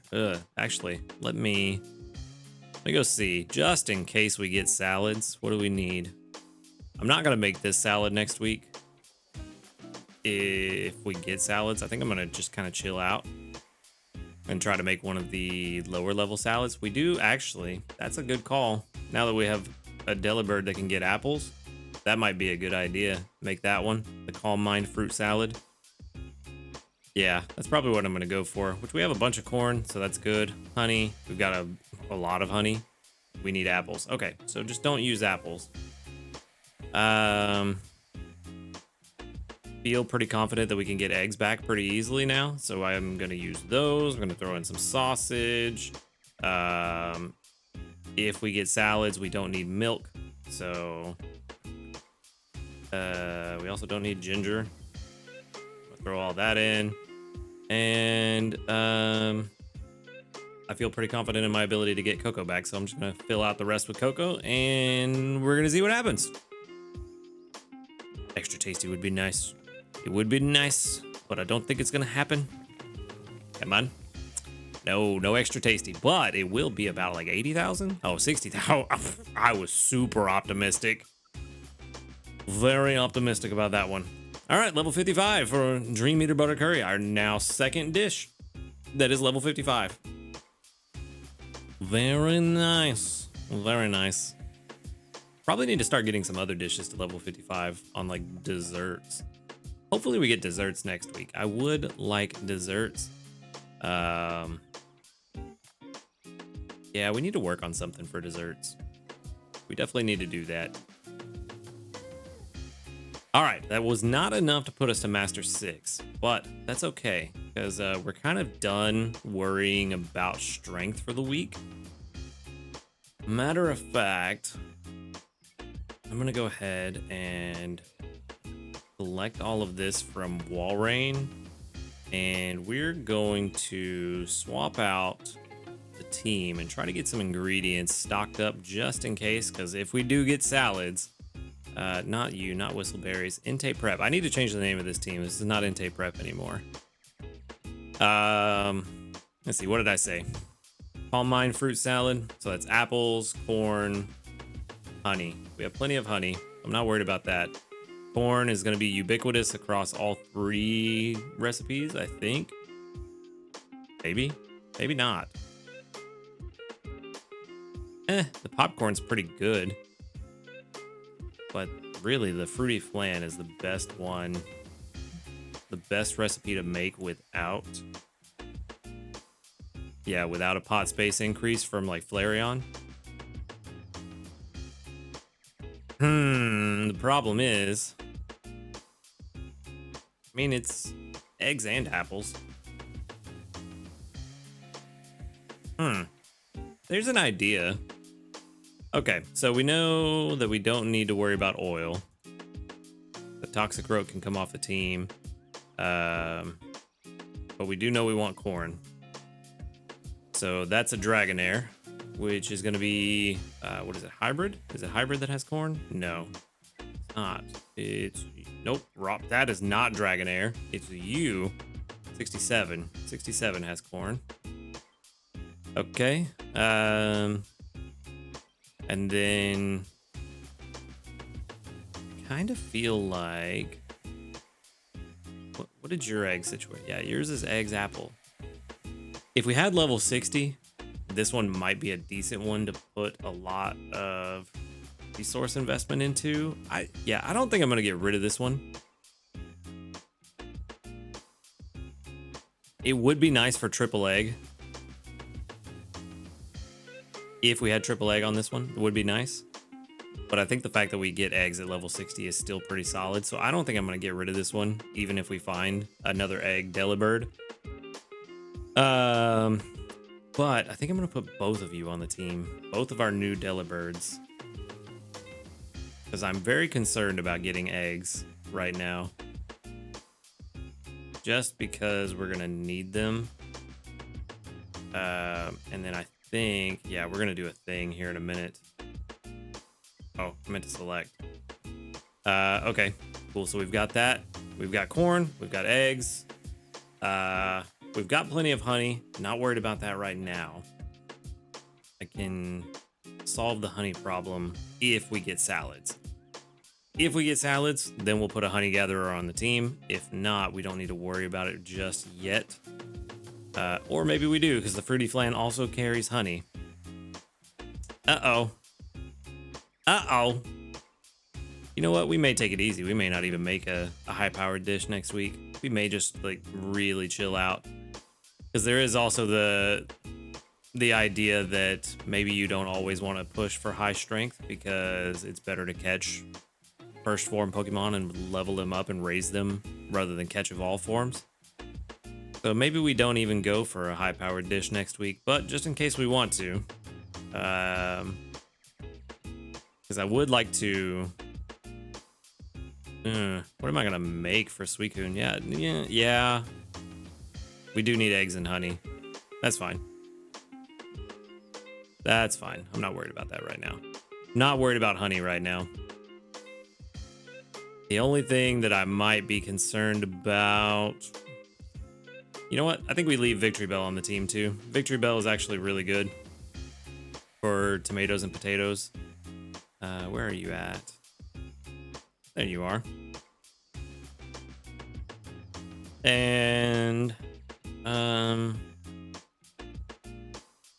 you know what? I think I'll give Gardevoir another shot too. Put Gardevoir back on the team today as well. Yeah, let's do that. Use this team. Cool. So now we've got corn, hopefully eggs, tomatoes and potatoes, and some energy. And also one last thing that I want to do. Can I make this work? Is this going to be enough? Oop, it was enough, but a little too much. There we go. Level 30. I think it's worth it for this one. 88 PR. I definitely think it's worth it. 86 PR. Still. Definitely worth it to invest in this one to get apples coming in really quickly. We do have the Snover that we're going to evolve into an Abomasnow for eggs. So I'm still comfortable with where we're at with eggs. I just would like something a little bit better. So yeah, I think we're going to run with this. That'll get us corn, apples, eggs, tomatoes, potatoes, and then we have Gardevoir on the team to keep energy high. And since both of those Delibirds are energy recovery natures, they'll get extra benefit from Gardevoir's skill trigger. So that'll be really good. That'll be really good. Also, we finished all of the Summerfest missions. Got another 6,000 Dream Shards, and we also finished Cook 17 times, so we get another 1,400 Dream Shards and give out the berries, another 1,400 Dream Shards. Not gonna go to bed on time 2 more times for the rest of the week because we only have 1 more day.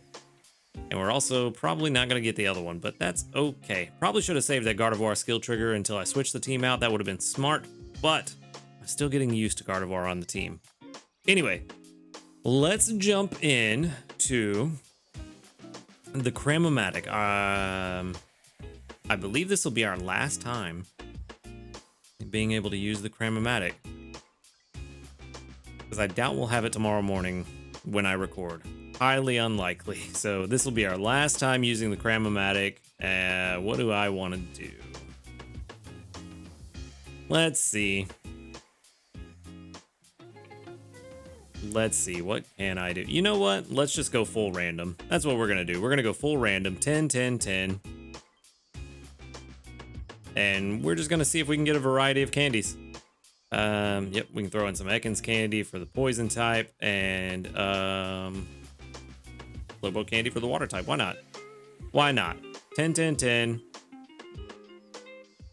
Great success. Hey, finally, great success. I have gotten incredibly lucky with great success. From what I've heard, it's only about like a 16% chance, and I feel I've probably gotten great success like 8 times so far this week. something like that, somewhere around there. So we've actually done very well on the great success. All right, 10, 10, 10, and 10. All right, one more try. Another great success would be nice. Nope, not this time. Can't do 2 in a row. Psychic type, handy M. Very good. That'll come in handy with some legendaries later on. All right, another 10. 1, 2. Another 10. 1. Another 10. 1. And don't want to do gulping because that's 20 poison. Slowpoke. Why not? We'll do it again. All right. Come on. Come on. Great success. Come on. Nope. No luck. Does make sense. We should realistically see it once a day, if at all. But water type Candy M also going to be very helpful later on. Okay. Last one. 10. 10. 10 Ekans. And 10 Slowpoke. Okay, here we go. It is gonna be, ooh, 40,000. Do I want to do this? Do I want to? Do I wanna? You know what? Yeah, we'll do it. We'll do it. It's the last time. We got to, and it's gonna be a great success. Oh, it wasn't a great success. That sucks. But at least we got one great success today. Oh, Psychic type Candy. All right. Well, it'll come in handy for some legendaries later on. It was 40,000 dream shards to use it, but you know what? Sometimes you just gotta spend it and have some fun. At the end of the day, that's what the game's about, having fun. So we'll get those dream shards back. Probably get a lot of them back tomorrow, considering that we're gonna have like what, 140 million drowsy power or something like that, probably even higher than that. So yeah, not really super worried about it. We'll get those dream shards back. Like I said, gotta have fun. But that is gonna do it for me today. Quite an interesting video, a lot of back and forth on my emotions with how I was feeling, and then also really crazy that I still can't believe I fed that Delibird all the way from 0 to 16 with no hungry and no big or mega hits. Like super surprising, but I'm glad it wasn't a waste of biscuits and that it actually turned out good and worth investing in. So it is what it is, I guess. You know, sometimes you just got to risk it, and sometimes it works out. But thank you for watching the video. Make sure to hit that subscribe button if you do enjoy these videos. And if you want to come and hang out with me and the rest of the community in the Discord, the link to that is always in the description of these videos. So come hang out, talk with us. We talk about Pokemon and all kinds of other video games. That said, thank you again for watching the video. Y'all have a good night, and until next time, later, dudes.